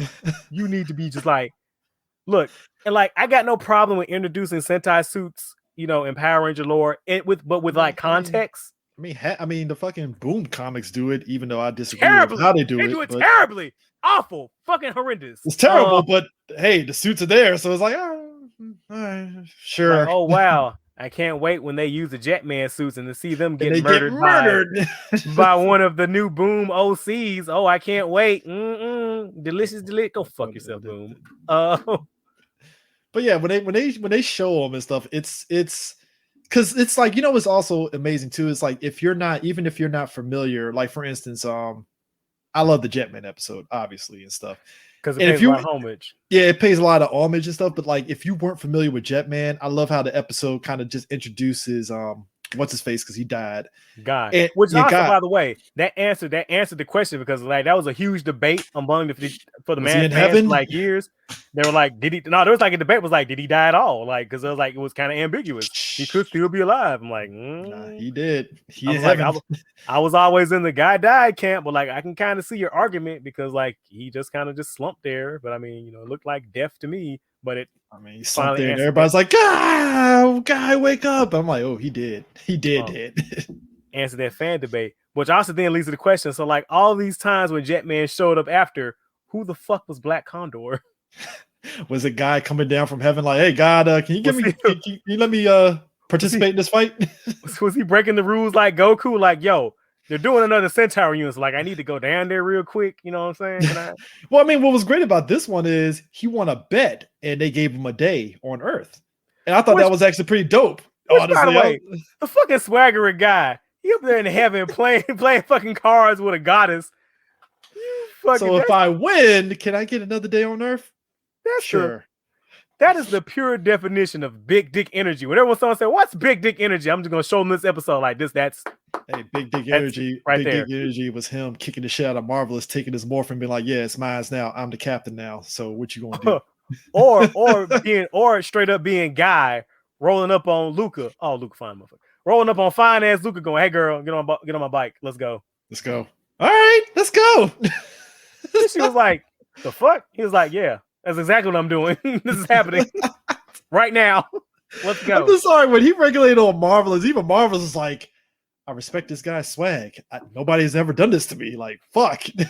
It's like, what are you gonna do? He's like, look at me. I'm the Condor now." Which, yo, I like how the monster of the day, right? Guy's the only one that can't see fucking Guy's the only one that can't see Condor Black. And he's like, who you guys talking to? Nothing. You keep we just. He's like, oh, he transformed. He's like, where? It's like, poor guy. Nobody. He's like out of the loop of the joke. Do you get it? Guy can't see Guy. Spider-Man pointing at Spider-Man. But yeah, like a lot of those episodes are really great. So that's one of the things I really, really appreciate about Gokaiger. So like, because a lot of people who didn't know a lot about Sentai, I know it's like Gokaiger, for a lot of people, they're gateway Sentai. Mm-hmm. And so all the anniversary elements, like even if you didn't know anything about the show, I think it served pretty well. And even now, like going back now that I've watched a whole lot more Sentai since then, like I appreciate like a lot of the nuances and like structural homages and, you know, the sequels and the finales of some stories and some beats, like that Time Ranger episode where Reveal Dude had a kid with the girl. Like, dude, bro. That was, look, you thought Endgame and Back to the Future had wonky time travel logic. Yo, Time Ranger says, hold my beer. Because look, there was like 3 episodes dealing with time. You got Guy when he got his Zord, and when he got his Zord, and you find out, like I said, the whole thing with him being, you know, he had a kid in the future and stuff. Then the fact that they went back in time to participate in the crossover movie between Zenkaiger and Gokaiger for their cameo. It was destined for them to do that. That's the crazy part about it. It's like, oh no, it was you had to do that. They made their cameo canon. Like, what the fuck? Something that's never, because anytime you watch any of these movies, it's never canon. It's just there to be like, oh, introducing this new team for the next season. Cool, whatever. They was like, no, this is canon. This is official. It happened. It's actually happened. It was in the timeline. We actually went back in time and participated. We did that. The fact that they actually made some of the serious episodes when they get their power up with Hurricaneer, that was like a big 2-parter episode. They actually did pirates versus ninjas. Yeah. Gokaiger, that was a big 2-parter because we actually see the Gokaigers, which that was like 2 years removed from Gokaiger, I believe. Yeah, and they had the 2, 3, yeah. The engines where Speedor married Bear RV, had a kid. Falcon. How does that work? I don't. Cars fucking. Look, that's a Robot Chicken sketch waiting to happen. I mean, I don't know how a bear and a condor equals a falcon, but okay, sure. Car logic, Prime. I mean, car magic, baby. The fucking Geki Ranger tribute episode. That was great though, too. It was just like, oh yeah, they had. Also, I thought it was great because Doc and Old Girl, you find out real talk, like they are like, I can say the weakest link, but like in terms of fighting prowess, they're unorthodox compared to Marvelous, Joe, and what's her face, like Luca, because they are like they are with the shits. Because even in the Geki Ranger episodes, when they transform into what the fuck, they transform into Sun Vulcan, I think. Yes. They transformed into Sun Vulcan. Even when Old Boy took the weapons, he was like, "Oh yeah, we don't need the weapons. We're still going to kick your ass." And they whooped their ass. They beat the dog shit out that man. But it was actually nice too to see like all the older Rangers. I mean, look, I go back to the Car Ranger. I totally forgot the Red Ranger was still like alive, and he still looked the same. Like I was like, Car yo, Ranger wasn't that far along. What the fuck? Car Ranger wasn't that. Did you know? Did you also know he used to be married to Deca Pink? get out of here. You serious? They used to be married. They got divorced. Oh, well, yeah. That's I feel that's a theme in Ranger, not just in Sentai but in Ranger, because I think Trakina and don't tell me that. Don't tell me that. Hey, no. hey! I haven't. Hey, look! I seen both their IGs. I don't see them in a picture together ever lately. So I'm like, I was rooting for those kids. Hey, look, we ain't the tabloids, we ain't TMZ and shit. I'm just going by what I see. So, but does that mean she's single though? I mean, would you risk it? I would. Let me just slide on the Instagram real quick.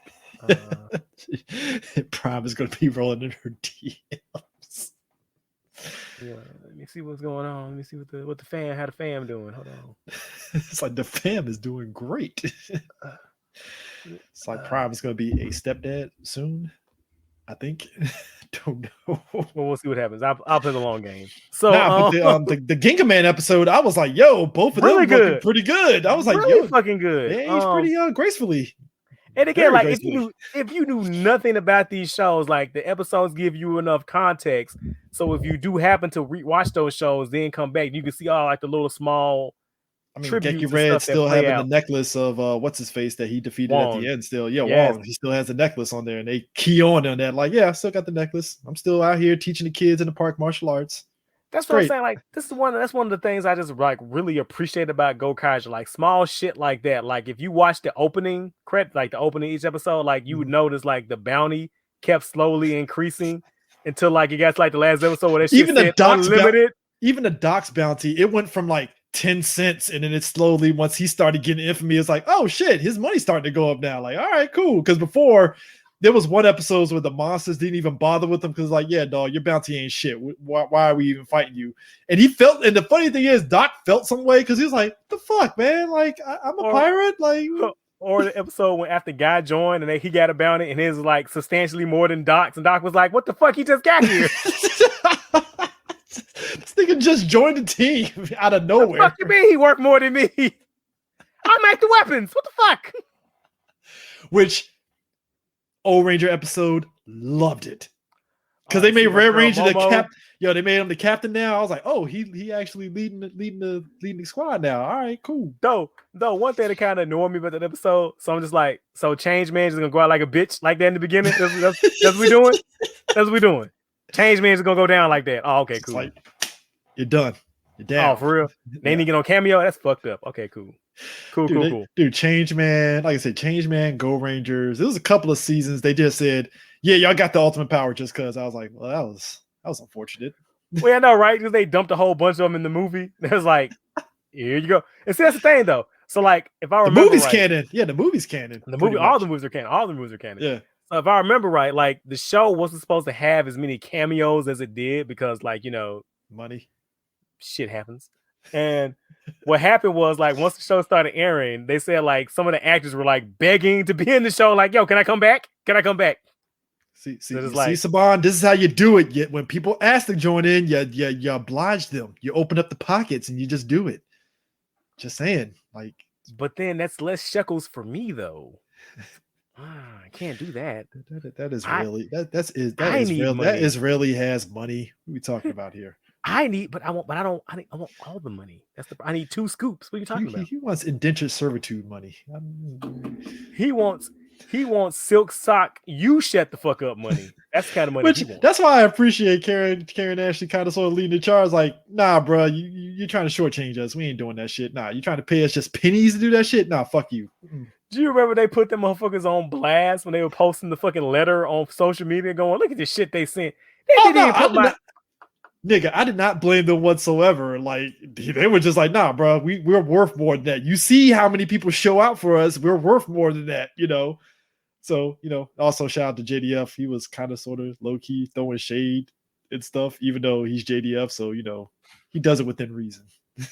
He does it. It's like, I'm happy to be here. This sucks. sucks. What you talking about? Like I say, JDF will come back for a grilled cheese sandwich and a Sprite. Like, what are you talking about? Don't do that to him. It has to be exquisite grilled cheese sandwich for him to come back.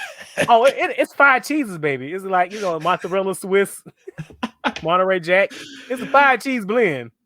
Hey, JDF, you know what? JDF knows the assignment. Fuck it. He knows the assignment. He knows what the deal is. He's like, look, again, like I say, JDF is always on that. I thought I was gone. Like, I thought my character, they wrote me out the show and brought me back, bro. So I am fucking grateful. Yeah, but it's like, and you know what? I can imagine people, some of the actors, especially fucking Zoo Ranger Black. Yo, look, he retired. He retired. If I remember right, he was done. He wasn't acting anymore. His old ass, look, he aged, but I know his ass sat up in his seat, was like, "Hold up, can I come back? It's like, can I come back? Can I please? Can I get a crumb of a scene? Can I just get one? Can the kids see my face one time?" Hey, they gave him a scene where he lifted up a whole ass fucking car to help kids. I was like, oh shit. Yo, by the way, that scene was dark as fuck. Where the dude's mom was being crushed, and she was like, "Leave." I was like, "Wait, mom, what?" Whoa. It's a family fitness show. She was like, "Just leave me behind. Just go." She's like, she told her son, "Forget about me." I was like, what the fuck am I watching? Yo, what if Zoo Ranger Black just happened to be in distance of hearing that and was like, well, I was going to let that truck, but she told him to leave, so go ahead and just... I know, right? Like, well... Be sure, hey, kid, you want to be a sidekick? Here's an axe. Let's go fight some clay monsters. He gives him his fucking axe and he's using the fucking power axe. Come here, little mammoth. It's like, isn't this very irresponsible to give that little kid a weapon? Isn't it irresponsible for you to shut the fuck up and let me raise this kid? Kiss my ass. This is my boy now. Speaking of which, probably the one character that I loved, and I loved his whole arc, Bosco. Let me tell you something, folks. It's one thing when he put out those original 6 Ranger keys and, the Gokaigers was feeling themselves and they beat them right. Prime, when I tell you, when I saw that episode, when he was like, but wait, there's more. Bloom. I lost my shit at work. I was like, bruh, he had fucking 10 more in the chamber. That's what I'm saying. Like, when they was like, all right, we beat those 6. And it's like, yeah, I knew you guys were going to come anyway. So I had already summoned these and they were waiting. So, bro, when he loaded up the initial 5, I was like, oh shit, I forgot there is more. And he was like, oh, I got more. I'm like, oh, your guy's going to get rocked. Oh, fucking Bosco. Although I feel some type of way that Bosco had a monster form. He had that fucking gold mob right? Yeah. So the whole time watching that show, I'm just like, come on, Gokai Black. Come on, be an evil Gokaiger. Come on, be an evil Gokaiger. Oh. They could, you know what? They should have did that. I don't know why they didn't. Like, I'm not gonna knock them, but I'm like, that's just me because I saw the fucking gold phone. I was like, come on, baby. If they did, you know what? Come on, baby. If he was Gokai Black, that would have been dope. Like, just like a nigga version of like Gokai Red or some shit. Inverse of Gokai Red. Like, I'm like, come on, dog. The monster form was dope. I mean, it was me, dope. but I get what you're saying because it was like, man, that would have been nice to kind of have that. He had the gold phone. I was like, why does he have a mob right? What are you doing? But I appreciated his trolling because his debut was like masterclass trolling. It was just yo, when he like kidnapped him was like, yo, to get something you got to give something up, bro. So like, you want your crew back? Give me all your, run me all your shit. Them keys. Give me them keys. Oh, give me them keys. Give me your ship and give me that goddamn bird. Oh, the fact that he was so cold that he got Aka Red killed and didn't give a fuck. Yo, and then like when they were trying to like when Luca was like, okay, I'm gonna put on my Phantom charms on him and get us out of shit. He was like, you think this shit gonna work on me, bitch? You think? Do I look like I give a fuck about pussy? Do I look like I give a fuck about pussy? First off, I'm gay for Marvelous. First off, it's like, first of all, I got a monkey on board. Like, I don't like I need your shit. Also, I gotta be honest with you. I think he was gay for Marvelous. I feel there was a relationship there. You can't tell me it wasn't. I feel there was. I'm not one to ship that kind of stuff. I don't want to be that dude. I don't want to be that dude.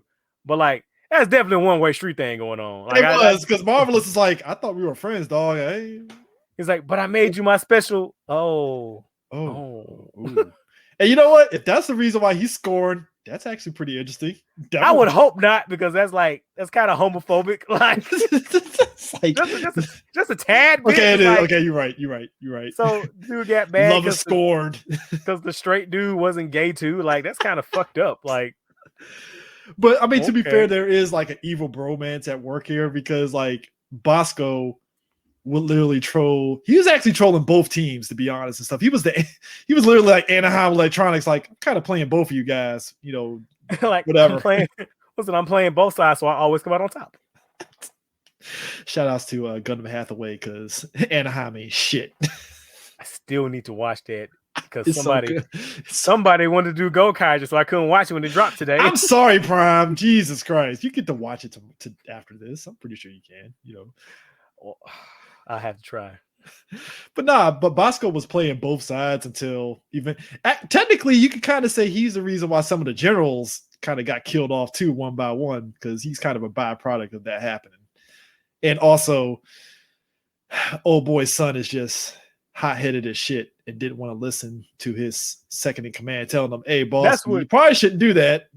That's what kills me. Like, that fucking second in command dude, he was like, if I didn't have to babysit this motherfucker, I could have took over this earth already. Could have been done. We could have been done like ages ago. Like, was the episode when it was like he left and him and Anara, they were like, oh, where's the prince? Oh, he's sleeping. He was like, well, we can get some work done today. Cool. We might actually get something accomplished this week. Awesome. But I'm laughing at the fact that, like, Emperor Gil literally blamed him for his son's death, and he's like, but dude, but sir, your son is a brat. He didn't listen to me. Whose fault is that? It's your fault. I'm like, whoa, sir, he didn't come out of my penis. How about that, sir? Oh, he would have got insta killed on that one. Like, oh, word, bam, sir. Whose seed is it? Not I, sir. Same time, you know, low key, Emperor Gil was like, I mean, I guess he deserved to get killed, but I don't want to admit that. So, you know, I know, right? It's like, it's not pride. It's pride. Pride. Clearly. And so what's also really funny, so like one of the main complaints you hear a lot about Gokaiger, because to be honest, Gokaiger, you probably know about it more than me, because like I know a lot of people, they just hate it. Well, at least some of the people that I know, they only hate it because they feel people like overpraise it more than what it should be. Which I'm like, yeah, I get it, I understand. Yeah, that's one of the things. People overpraise it, like they overhype it a little bit, which I can kind of understand that. I kind of get that. Yeah. But another one of the complaints that Gokaiger gets is that a lot of people say that the villains are kind of the weakest link. They're kind of like not weak in terms of characters, like, because as we discussed, like a lot of the villains have personality, like Bosco, like the Prince, like that second in command dude, or like one of my favorite villains, Gillette Sento, they all have personality. Yeah, but Damaris. Yeah, he actually does have an arc to a degree. Like yeah. So when people say that the villains are weak, they mean like in terms of power, because like for several episodes, like the Gokaigers are just straight mud stomping these bad guys. Transform, Gokai change, bam. But to be fair, the Gokaiger has the power at 34 Sentai. Like if they weren't steamrolling, I'd have questions. I'd be like, wait a minute. Like, I think Bosco was the only one they never steamrolled over. They're like, they'll get a victory, but it felt like Bosco kind of did it on purpose. Like, whatever, I lost. I don't give a shit. Yeah, and there's like one monster, like I think, that one monster a couple of times. Bearazorg is another one that I won't say they've washed, but like Bearazorg actually had their number for a while. Yeah, and there was also that monster, because like the first time we see them get their ass like handed to them, I remember this. Oh, the bounty dude. Yeah, the bounty dude and that monster that whooped their ass and they first transformed into Jew Ranger. Yeah, that was the bounty hunter dude. I was talking about the red one. It was that dude. Then there's another. I'm sorry. There was that dude. Then there's the other bounty hunter that like had Marvelous Shook. Oh yeah, man. Yo, when you get Marvelous Shook, then you know there's like, oh, this episode gonna be good. Oh hell yeah, because he saw that dude, he was like, oh motherfucker. It's like Akared had beef with them. He fucked us up for free. This was not gonna end well. For free, sir. That was a wholesale ass beating. So that's one of the people say that one of the things people say they had an issue with Gokaiger. It's like, oh, the villains aren't that weak. But the villains are weak. But here's the thing though. So in the Go-Anja 2-parter, when the Gokaigers got trapped in Engine World, not Engine World though, when they were trapped off world. Yeah. And so like the Gaiark minister, he came down to Earth with all his henchmen. He was like, well, I'm gonna take over this shit. And so the Zanyark was like, yo, is this motherfucker attacking the planet under our nose? It's like, I know he's not. So then I was like, wait a minute. They was like, wait a minute. Where the fuck are the Gokaiger? Because if we were down there doing shit, they'd have been down there busting all that up. It was like, oh, hell no. So they bullshit. So they go down to the planet, right? And it's like, who the fuck are you? And he's like, well, who the fuck are you? It was like, so like, they started fighting, right? And like the Zayark are like beating this dude's ass. He's like, what the fuck? How have they not taken over the planet yet? It's like the villains is like, man, this, you know what it was remind me of? It reminds me of that shit in Power Rangers when Lord Zed and Count Drebin was like, when he came to Earth and he dropped that line about I'm gonna do what Lord Zed couldn't do and take over the Earth. And I was like, that's funny. That's like, hilarious. You are a humorous man. Well, I wish you good luck with that, sir. Which I'm glad that Prime mentioned it about the fact that was like the first time that Power Rangers actually beat Sentai to an actual Kamen Rider Power Ranger crossover. Like, I still think I thought you were bullshitting until I looked it up and I was like, oh shit, like, yo, they really did beat him to the punch on that. Like, goddamn. The first ever official canon like Sentai Kamen Rider crossover happened in Power Rangers. Can you imagine Toei sitting at home and he sees that shit on TV and he has his fist shaking like, I can't believe this son of a bitch beat me to the punch. And then I think about this shit a lot, and because when they finally did it, like the first like canon Sentai the second canon Sentai Kamen Rider crossover was Decade and Zenkaiger. Yeah, and I'm just like, man, like two incompatible shows. That was a weird crossover. It's like Decade and Zenkaiger. I mean, I know they came out at the same time, same year, but it's just like you couldn't you couldn't wait a year, like wait till the Gokaiger one, which I mean, I think they made up for it by giving them 2 fucking movies and shit. There was Tyson Z and Tyson Z. Like, yeah. Once they did this shit, they quadruple down. It's like, look, we're gonna do this shit as often as possible. We're gonna do movies. We're gonna do fucking TV specials. Here's the kicker about the Power Ranger Kamen Rider thing before we go to Gokaiger.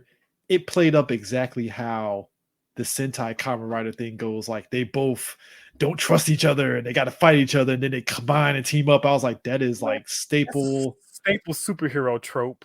No, but I'm just saying, just the way it was structured, though, I was like, huh. Not bad. All right, cool. That works. Fuck.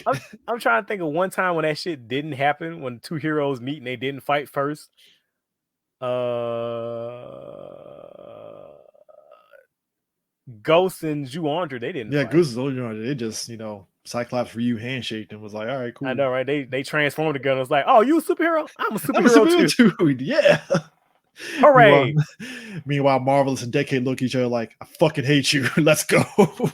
Man, fuck you, you transform motherfucker. Man, fuck you, you transform motherfucker. It's like pointing at each other. Now that's the Spider-Man pointing meme right there, goddamn. Both are assholes. All right, cool. Let's go. Oh, and what I also appreciate about Marvelous is like he tries to be consistent in his assholery, where he's like, oh, I didn't save your life. I was just trying to get treasure. I'm like, Marvelous. Don't bullshit me. Like, hey, he thought, hey, did you like how, like, was the second episode he rolls up with the Deca Ranger police office like, hey, so yeah, did you hear about the was it the Zengar Empire? And all of a sudden, like, oh, you got a bounty on your head. You're under arrest. And he just had the fucking damn Weebay shock face, like, the hell, man? I'm like, but dude, you're a bounty in a police. Yeah, a bounty on your head in a fucking police. What did you think was gonna happen, dog? Like, come on. My second favorite moment from that episode was when Luca was like, well, it looks like we got no choice. Run away. When in doubt, run. When in doubt, hit him with that Joestar secret technique. And it almost worked until Doggy Kruger rolled up and was like, nah, bro, not today. And they kept calling him Police Mutt. Oh, like, come on, dog. Just call my man McGruff. That's fucked up. McGruff the crime dog. Take a bite out of I'm sorry, y'all. I think I'm gonna put that on Twitter. I was like, man, who knew SPD would get McGruff the crime dog as the Hold on. captain? In the chat, sir. Ace comes before his Leo, sir. Zoffy comes before all of them. What are you doing, sir? Sir. In the chat, sir. I see you, sir. Oh my god, man. I'm sorry. Every time I look at the suit though for him, it throws me off because, like I said, I'm used to Doggy Kruger so much. So it's like I see it. It's like I appreciate it, but it's like it's not Doggy Kruger though, man. Like I like the character, and like whenever I see him, I don't mind it because I'm like I know again this is a children's show. They got like 5 nickels to rub together. Disney was like, yeah, we'll flex our Jim Henson muscle and put a puppet. I'm going to say, yeah, Disney flex their muscle. Here's your complete alien head. Yeah, we need another Ranger. You can't have that. Can't have another actor. We spent money on Doggy Kruger. That's all you get. Can't have another actor. What the fuck you talking about? Look at the alien fish head. Look at the alien fish dog, sir. Also, we couldn't even bring Tommy back for ADRs for the team up. So, yeah. Dog. When I died laughing. Like when I heard that shit the first time, I had tears in my fucking eyes. I was rolling. That was a Make-A-Wish episode, Prime. I'm just gonna call it right there. That SPD Dino Thunder redo, that was a Make-A-Wish episode right there. I'm gonna say, so like I hate the backseat production because like I hate to be that guy, but my thing is like, why did you do 2? And why weren't it just a 2-parter? Like, why did you waste the time, effort, resources, and management? Because the funny thing is, that first one was actually pretty dope with just the 3 of them. Like the first one was fine. Yes, that was a good one. Like, why did you do simple another and one? to the point? It was like, all right, cool, dope. Why did you do another one? And why wasn't it just because they wanted to get all the Rangers? They had to get all the toys and market it like, hey, here's all the Rangers together, yay! Sure.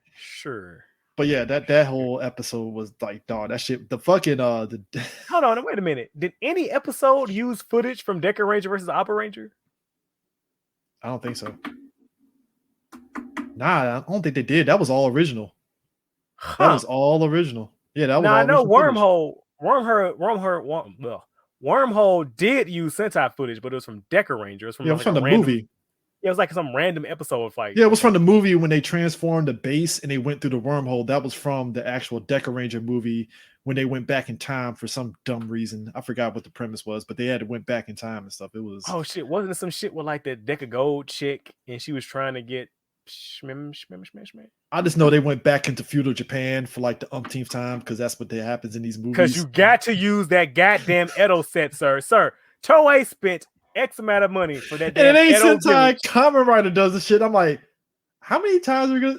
I'm not mad, but like, I was saying, not just Sentai Kamen Rider. That shit was used in like production dramas. Period. Like, look, we know what we're about. This is Japan. We got samurai shit. This is like Tyler Perry Studios reusing the same thing on their sets. It's like, man, hey, look. If I see that fucking living room one more motherfucking time in my life. I'm sorry, did Tyler Perry take a page from Toei and was like, we're gonna ride this studio until the wheels fall off and you're gonna love it. I'm gonna say that Edo set will always get used. Anything that's a Toei production joint. I don't give a fuck if they're doing like some fucking hyperactive like space period set in the year 5000. They're gonna use that Edo set. That shit gonna get used. I remember, what was it, back in 2007? Was it 2007 or was it 2017? Or was it, when was that shit caught fire and everybody got excited because we were like, oh yeah, it's gone now. And I'm like, nope, it's gonna come back. We can rebuild them stronger, faster. They were like, we could scrap it because we do still need this this time period set though. So let's just take all the resources, just put that shit back and rebuild it. Put it back. Man. The Die Ranger shit had me rolling because consistency. Red Ranger, he's still a chef. I like the consistency. It was like, no, he's still a chef. It's like, Guy Ranger? Ranger was still a veterinarian. Mm-hmm. Hurricane Red, bro. Why are you watching Cars? I don't know. Well, ninjas need side jobs to keep the dojo running. So, I was kind of mad. Hurricane Yellow lost the big wild hair. It was gone. I was like, oh, kind of like that. He's a nurse, sir. He has to. I don't know. And like, Can you imagine out of the three, fucking Hurricane Blue, she's a fucking pop idol. I didn't see that coming. I was like, oh, okay, cool. And she goes slumming it with her fucking two pals, the car washer and the nurse. The fuck? Oh my god, man. The Sheik in Red, you know, they use Dude's sister as like the springboard for it. Do you know why? Why? What is there a backstory to this? His agency said hell no. Really? If I remember right, again, this is secondhand information. They really said go fuck yourself. He's not gonna do this. I read something like, I know a lot of people wanted to come back, and I think he was one of the ones who wanted to come back, but his talent agency booked him up and said nope. Wow, not even like for a hot second, like, nah, bro, not today. They're like, so it was like, but we need somebody for the Zenkaiger episode. We need a Red Ranger, and somebody was like, why don't we get the girl Red Ranger? And Toei said, who? Oh man. Oh, they're like, what? Oh, we did that, didn't we? Oh, oh, I like how they introduced Ninja Man from the time travel aspect when the boy was like, yeah, here's this bottle. You can bring it back with you. I don't know what it was. I was like, that's Ninja Man in there. There ain't no fucking way you're just going to give him a random bottle and it not be Ninja Man. I'm like, and there it is. It's Ninja Man. Cool. Dope. And I like that he has a Ranger key and yet Guy never transformed into Ninja Man. I don't think nobody ever transformed into that character at all. I don't think he has a Ranger key, but nobody's ever... Him and homeboy, the genie from O Ranger, also had a key. What's the Gamajin? Yeah, Gamajin. They have a key, but they never use them and stuff. But yeah, the O Ranger shit had me rolling because the fact that Guy developed the blaster from off the old cannon, I was like, that makes sense. Which also, by the way, maybe I could be wrong about this, but the way they handled the Ranger keys, like after the initial set and the 6 Rangers, I feel like they started adding them shits as the Ranger keys were so popular and selling out. That's why we got shit like the extra Rangers, like we didn't get like the female Shinken Red, the Kamen Rider keys, the Deca Master, Zuban, Gold Busters. Like they even got all the Sentai seasons. I think did they do one for Q Ranger? I don't know if they. I think they just did one for Q Ranger. I know they also did one for Zyuohger. They're doing one. They're doing one for Did they do one for Real Soldier? I think they're gonna do one for this anniversary thing. They might be doing it. That's fun, crazy as hell. It's dude. It's a moneymaker. It's just like it's just like the cards from fucking what the fuck is that season? Megaforce did Gokaiger. Like the cards, I heard those were like big sellers.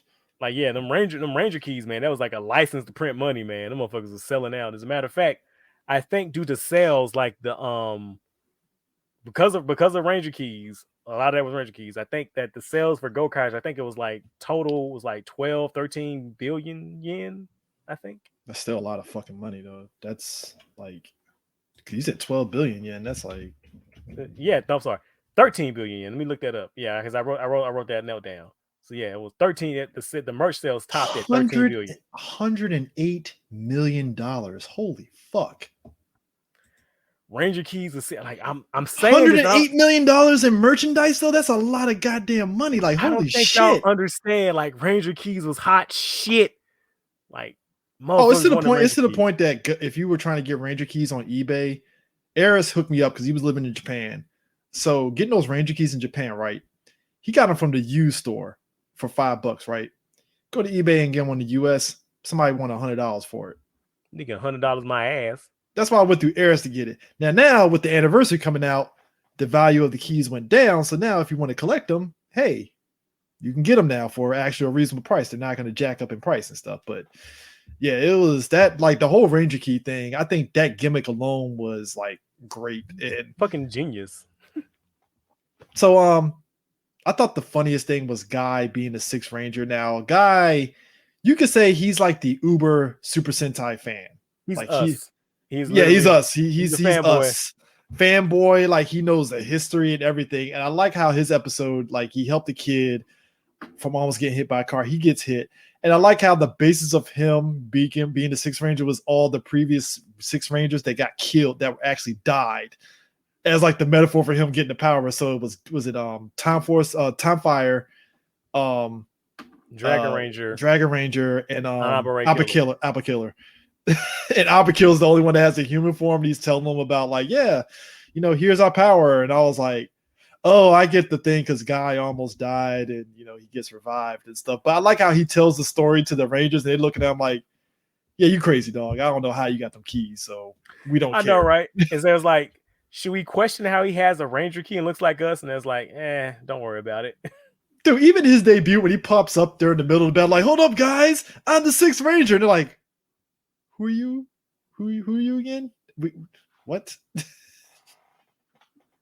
And then like the following episode when he actually gets acclimated to the keys, Marvelous punches his ass, takes his morphin, was like, yeah, your service is no longer required, and just boots his ass out the ship. I was like, God damn, like, because basically he has to prove himself to them and stuff because they feel as though he's not committed to what their whole mission statement is because, he's a fanboy and they don't think he's going to take the mission seriously and stuff. Yeah, and their mission is to find the greatest treasure in the universe, which turned out to be the Triforce. From Legend of Zelda.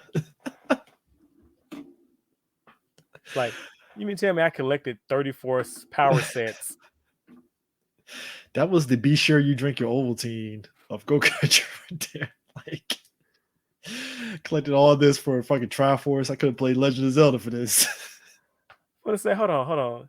You mean to tell me we collected 34 powers for the goddamn Holy Grail from Fate? Are you fucking kidding me right now?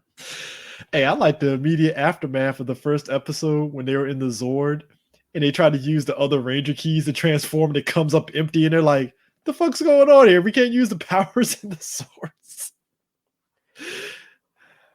So and again, maybe this is just me and my personality, but what I like is like when they actually got the power right. Yeah. And they were like, we can get anything we want. And it's like the power. Oh, spoilers.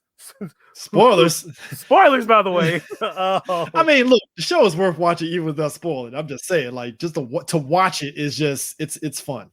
It's definitely a fun watch. I think that's the perfect word to describe Gokaiger. It's hella fun. Like, even the Christmas episode with the fucking he had the green and red Gokai green and red Christmas, which actually has its own Ranger key. That's the wild part. I was like, they're gonna make a Ranger key to buy Ranger keys make money. It was a license to print money. The Space Sheriff movies are canon too, aren't they? To Gokaiger now. I'm like, okay. Which, by the way, that shocked me because they brought back old boy that played Space Sheriff Gavin. He actually was in, was he Battle Fever in Battle Fever J as one of the he was in Battle Fever J and he was because he popped up in the Christmas episode. Kenji helping Yoba out gets around. Kenji Yoba gets around. Man, gets around. That dude, when he was in those movies, he still looked like he can actually do a couple of drop kicks or two. Well, see, that's the thing. Like when we saw that fucking Gavin movie, and everybody was like, "Can we get more? Kenji Yoba?" Fucking Toei was like, "Oh, you want more Gavin?" It's like that's not what we said. Want more Kenji? Want more Kenji Yoba?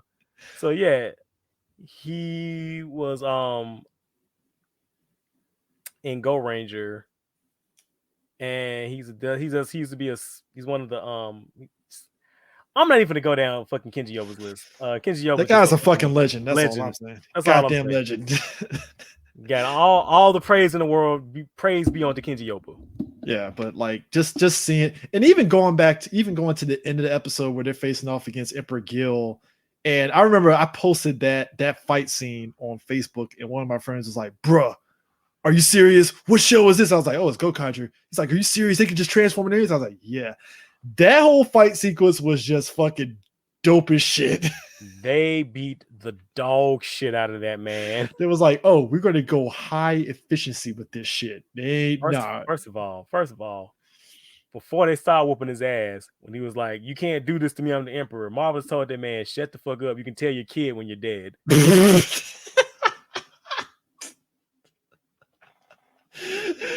That was a bar right there. I was like, oh. My heart. They about to murder. They about to murder this man. Prime murder is not a word. They were styling on this man for free. Like, I mean, it was wholesale ass whooping. They pulled every season out their ass this dude. They went a journey through the decade on that man's ass.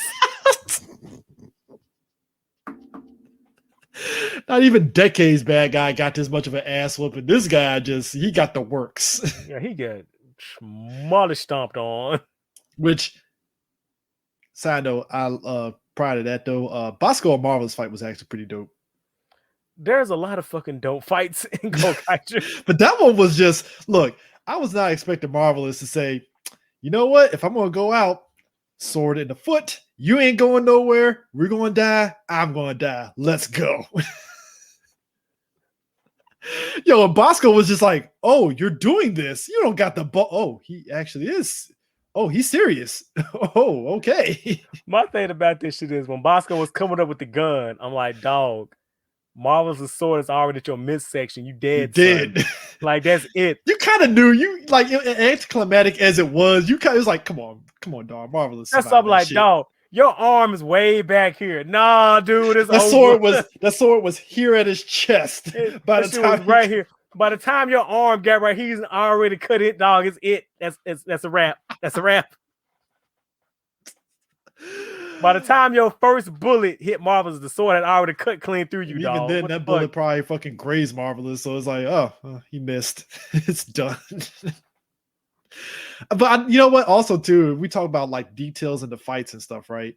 The fact that like a lot of the major fights, you always saw the Rangers switch off weapons and stuff because, like I said, Doc, he's good with weapons, with guns, obviously. So Doc also has some goofy moments in fights that's funny because he actually puts one of the fucking henchmen in a fucking figure four headlock figure four at one point. It was fucking random as hell, but it was funny as shit. Can I just say, God bless Gokai Green suit actor because it has some of the funniest shit. Dude, the Time Ranger morph where he's just sitting up there with his legs crossed when they're fucking morphing, paused and shit. I was fucking dying on that shit. Or the fucking Hurricane Rata he did when he body surfed in that crowd of henchmen. Dude, the fucking like the body language. Oh, it's so fucking good. No, when they did the Ninja Shadow battle with the Hurricaners and shit, and his fucking shit was all like fucked up compared to everybody else's.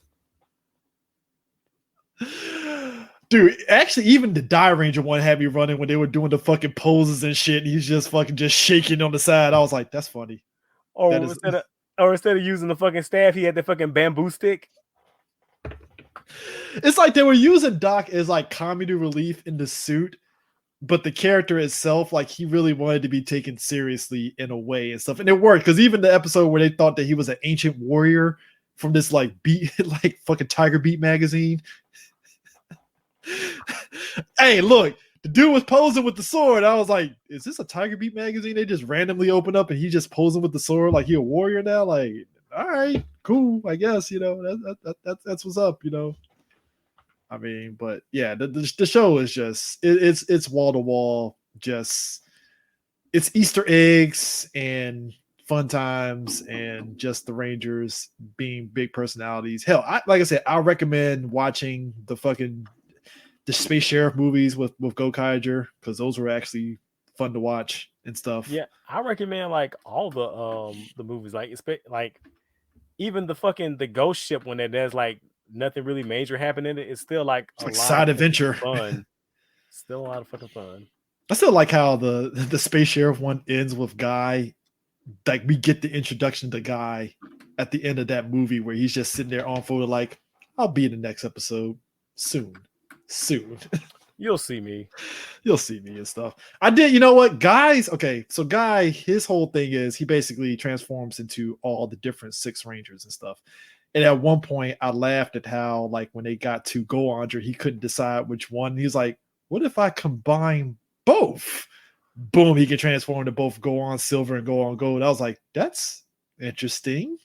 And boom, like you said, Ranger Key sells. So instead of having separate Go On Gold and Go On Silver, we just combine them both. No, sir. You have separate gold and a separate silver, and you have them both. Hold up. They sold separate gold and silver? I didn't know that. Yes. Yes. I should have expected it. I don't know why. Gold, silver, and the combination. So that's money 3 times for us, baby. See, this is how they get the money every time, just every time. Like, You look, think Bandai's not gonna get the bag, sir? look. I knew they got the bag as soon as they fucking had the Kamen Rider keys. I was like, oh, you guys are just going for it, and the Metal Hero ones too. Fucking done. They man, they rolled the fucking. This the fact that it's 2021 and they're still like, oh, we still doing Ranger keys, still making Ranger keys, man, because they know people are gonna buy it. Yes, I'm gonna buy them. Like, how dare you? I'll throw money at the screen. How much money do you need? You sons of bitches. How dare you know me and my habits, you motherfuckers. Be fucking poor, homeless on the side with your Ranger keys. Like, I sold all my stuff, but the Ranger keys, they stay with me. Always and forever. It's like, sir, you're not homeless. You're just living on the street because you wanted to. Doesn't matter. Well, property taxes is a motherfucker. How about that? Homeowners insurance is a thing. I tried to pay the Ranger keys and they told me go fuck myself. I told them you can go kai these nuts. It's like, I ain't paying for this. Oh man, but yeah, it's the whole ride is even Guy getting his Zord was hilarious because it's like, oh, his Zord is actually basically Time Fire Zord, but it also is the Dragon Zord, but it's also like the I guess what's it there was another Six Ranger that was like a vehicle. I want to say like Bukinger Silver, kind of. I guess I don't know. Because the dragon form is kind of like Dragon Zord. Dog, it's been so long since I've seen Gokaiger. Nah. Oh, the fire truck and okay. Yeah, kind of sort of like that. Even though, like I said, all the Zords is like based off the other ones. I don't know. But yeah, the whole no bullshit. Like Go Jujin is like one of my favorite Sentai mechs. Like, I mean, it's a classic. It's a drill. It's a fucking triple changer. It's a drill. It's a dragon dinosaur, and it's a fucking cool ass looking robot. Like, he has a trident tail arm, bro. I mean, Zenkaiger is clearly homogenic, so that's how badass the fucking Zord is. I mean, just got put some respect on it, you know. But I did like how, like, near the end, like, we get that cameo from Big One, like right at the end, which is funny considering he's Aka Ranger. Yeah, Aka Ranger, my bad. And it's funny because I'm like, well, you were in the 199 Heroes movie, so it's like, oh, well, he's back. All right, cool. I'm gonna get them fucking checks. Hey, he gonna make sure to wear that fucking suit too. I hope he's in Senkai. Is he? I said I hope he is. I like to think he is. Shit, as much stuff they homage in that fucking show, they better pay him his ducats. Which, by the way, did you see the fucking trailer with that new Kamen Rider 1 suit? Bruh. That shit is clean. It's just fucking clean. I say new, but I like, yeah, that's his first appearance, but it's like they made a brand new costume for it. Bruh. They spent money for a new costume? That's why I'm fucking shocked. I'm like, holy fucking shit. Well, technically, didn't they do that for 01 with that bulky suit, basically? Oh, you mean in Ghost? Well, see, no, yeah, that was a brand new costume. Like, that was a brand new design. So they had to build something new because, like, but this one is basically like an actual like basically like the original suit, but just like a redo of it. Like, yeah, it was the original suit, like updated with like new materials and shit. Like, yes, with the original color scheme and everything. I was like, holy fuck, that's cool as shit. That might be next on my cosplay thing to do that, because I mean that's Kamen Rider. You got to pay homage to the original, and it just fucking kills me because we joke about this a lot on the show, but like Toei does not. Them suits, dog. They do not give a fuck. God, folks, you saw the fucking image I used for the last episode with old boy pointing the gun. Like, no, he's literally sticking us up for money for the toys, but he clearly does not give a fuck about them goddamn suits. Like, I'm just thinking, like, did you see recently that Subara they're doing some live action stuff for like the Dyna Xenon anime? Yeah. They built a whole. Because I guarantee you, like, we're not gonna see them suits ever again. They built a whole fucking live action suit of the Dyna Xenon mech and Grid Knight. Like, when are y'all gonna use those suits? When? When? Nobody's adapting that in America. They're not. You're not gonna do a live action dinosaur. You're not gonna do a live action Grid Knight. Them shit's gonna be sitting in cold Them storage, shit's just gonna be chilling. collecting dust. Hey, Meanwhile, I'll buy them. Meanwhile, fucking Toei, they doing whole fucking shows and stage shows with that fucking Oja suit that is falling apart. You see the rubber crumbling on screen, and they're still using it. Prime. They were giving Power Rangers like the hand-me-downs after the season was over. Like, yeah, sure, use our suits. And the fact that like the actors are like, yeah, they had to kind of spray down the suits and all that stuff, you know, it's definitely been used. I was like, yeah, no shit. Of course. Toei don't give a fuck. Not a fuck. But granted, it's funny because the Sentai suits are in better condition than the Kamen Rider suits, ironically. That's the crazy part about it. Because the Sentai suits is just spandex, baby.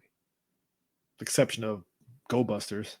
Just a couple. Yeah, or exceptions are like a couple, like, you know, the shit that's on Deca Master or whatever. But like, it's just a helmet and spandex. Just keep that shit and like keep it out of sunlight. I think it'll be fine. Yeah, meanwhile, Kamen Riders, all that plastic and foam and shit. Man, all right, yo, look. Now I see why a lot of cosplayers that use foam costumes take very good care of them suits, because apparently Toei, they just throw that shit in the fucking box like, whatever, we're done. Sir, we send that to the museum? For what reason? I'm not making money off this anymore. Bro, you know the one series of Kamen Rider that I RIP them suits, X-Aid. That's the one series I was like, I know them suits went through hell. You notice after a while they stopped using the level 1 suits, right? Of course, come on, dog. Like them level 1 suits, as nice as they were, them shits probably broke down way quicker than the other ones. And then the big ass mascot heads, there's no way in hell.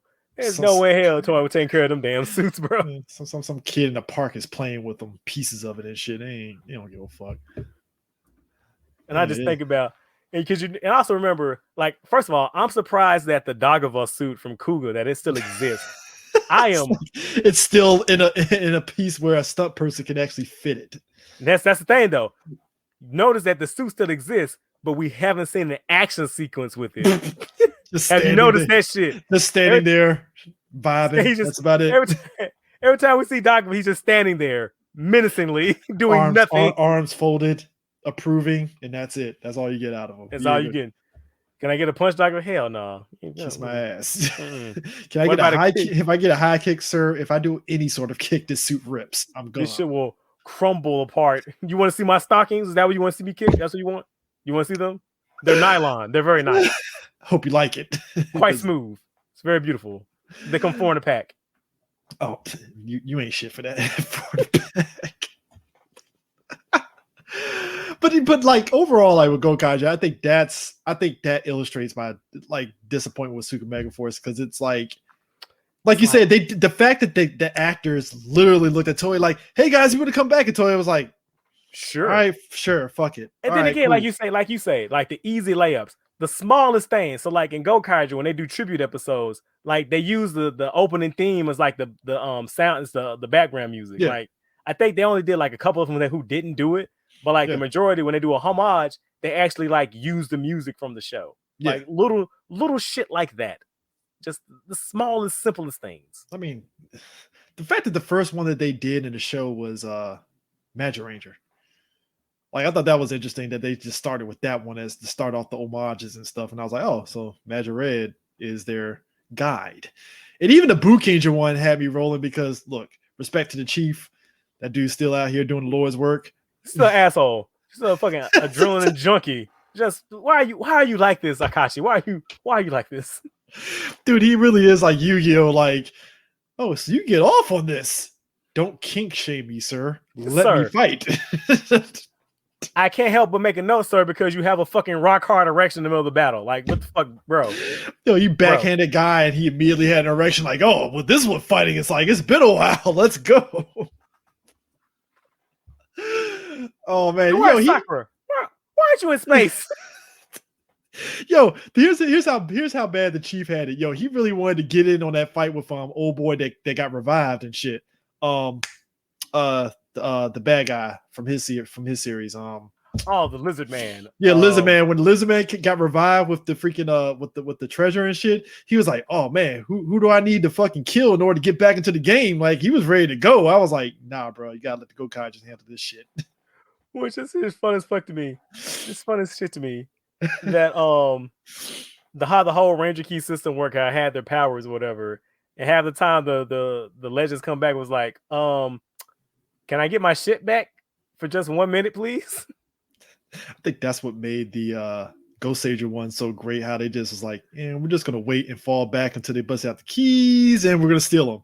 And then like, the Gokaiger had the audacity to be like, "Hey, don't steal our keys, sir. Those are other people's powers." You stole these, sir. And these keys, one of these keys is our friend. Can we have our friend back, sir? This is marvelous. Go fuck yourself. Peace. Sir, you have my friend hostage, sir, in a box. They really had his ass hostage. It was like, no, we ain't giving your friend back. I'm like, what are you talking about? Yeah, our powers turn into your keys. He's not a person. He is the power. Can we have him back, please? Guys, you don't understand. The Gokaiger Gokaiger movie is really the first 20 minutes is Gokaiger looking at him like, yeah, fuck you. You ain't getting your friend back. I was like, yo. Like, first come, first serve, bitch. Yo. First taste is free. Here's your keys. You ain't getting a second taste.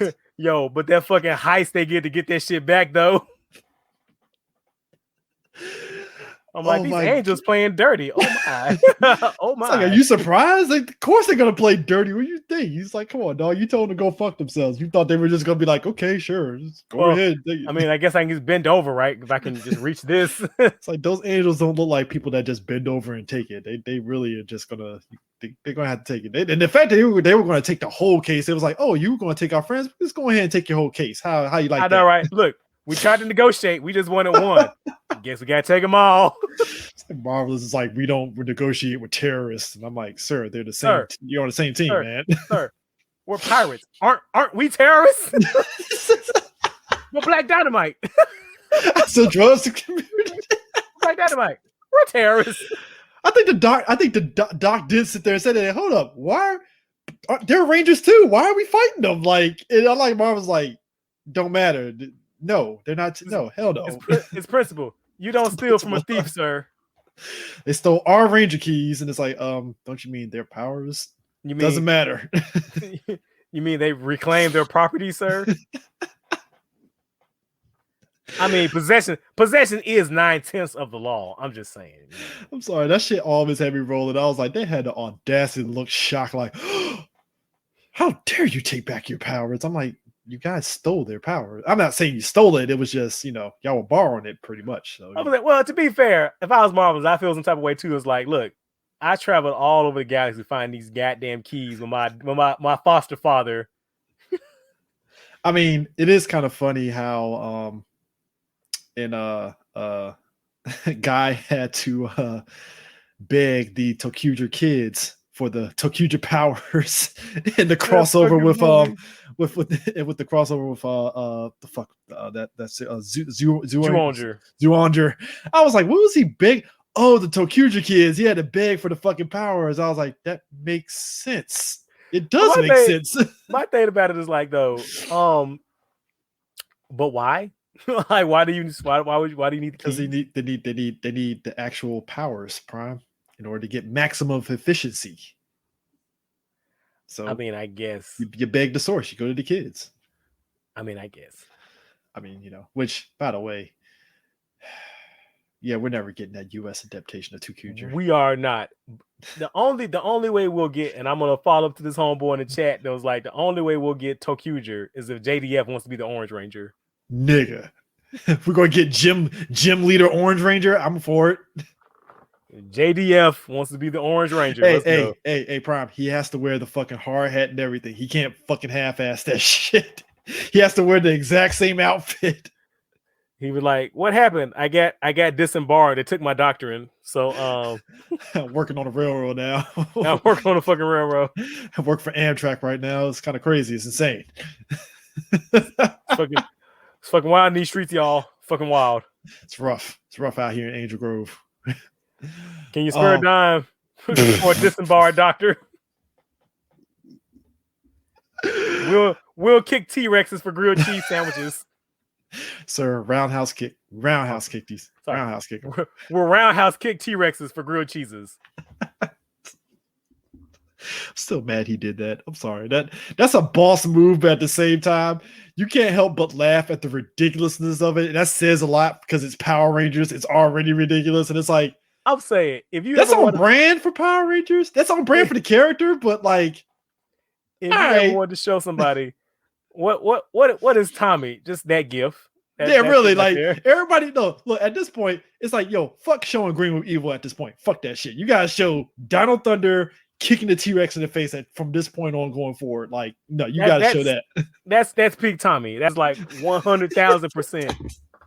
That is the fuck grade A, unadulterated, unfiltered, pure Tommy. Brian, were you like me? Were you shocked that it even happened in the first fucking place when you first saw that episode? I was still taking it back because I was like, it's a robot dinosaur. And I'm trying to remember what happened to it after he got kicked in the fucking face. I think he kicked it in the face and then he retreated and then the dinosaur left or some shit.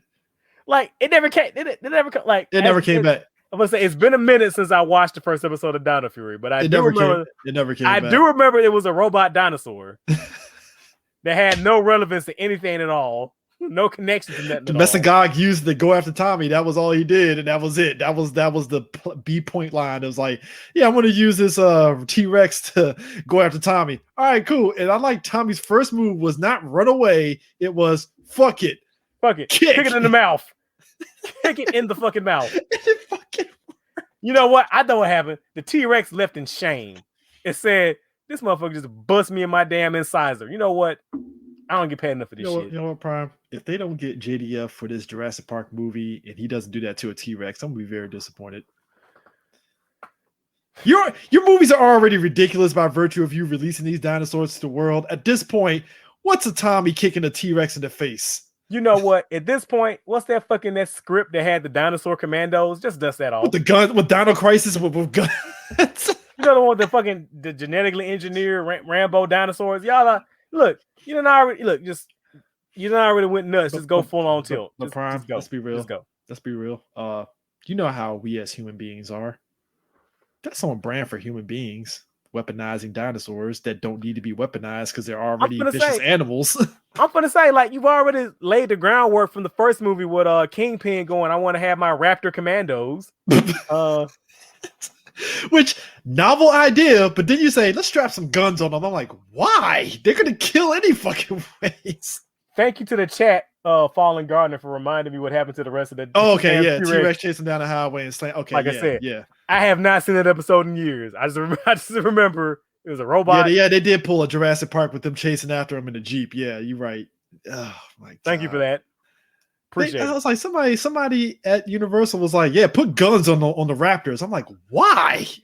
You know what that Triceratops needs? A missile launcher. That's what it needs. Just reminds me of what was Dino Riders. Basically, it's like, so you're making Dino Riders. No, we're not making Dino Riders because we don't want to get sued. We're just going to put guns on dinosaurs. So Dino Riders is what you're saying. No.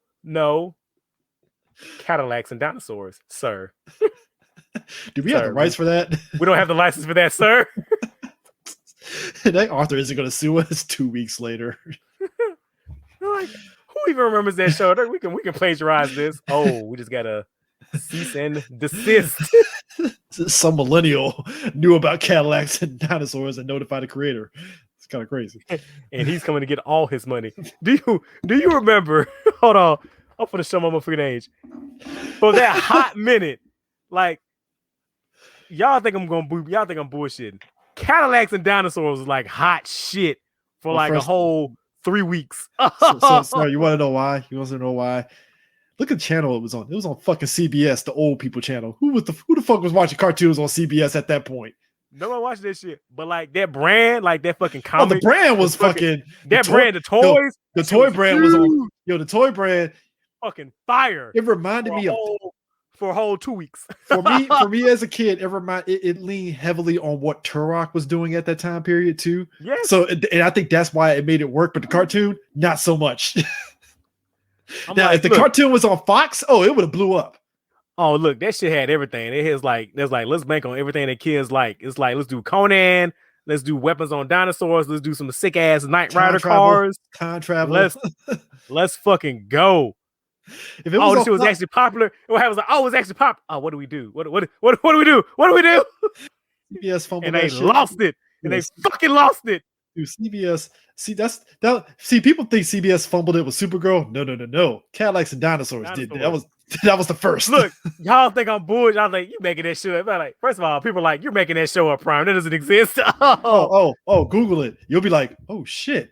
You're right. It does exist. For a second, look, when I say that shit was popping off, look, for a whole hot, like, and I mean this literally, a hot second. Summer. Cadillacs and Dinosaurs was the hottest shit. Like, bro. Toys. And I think if it was on Fox Kids, it would have got 2 seasons at least. At the very least, 2 seasons. I think it was on Fox Kids because I don't know. No, it was on CBS. It was on CBS. No, I'm saying if it was on Fox Kids, what era Fox Kids? Because if it was like the 93 Fox Kids. So this is 93 Fox Kids. I'm saying if this was Eek the Cat, Bobby's World, Fox Kids. No, it should have got 52 episodes max tops. That's still better than what CBS gave it. That's what I'm saying. At the very least, Fox that era Fox Kids would have given it 52 episodes at the bare minimum. At the bare minimum. And it probably would have got some syndication on the back end. Of course. Even though it didn't hit 100 episodes, and 52 is enough to syndicate that shit. Look, 52 weeks. That's all you need, baby. You can just cycle that shot, put in something else in its place.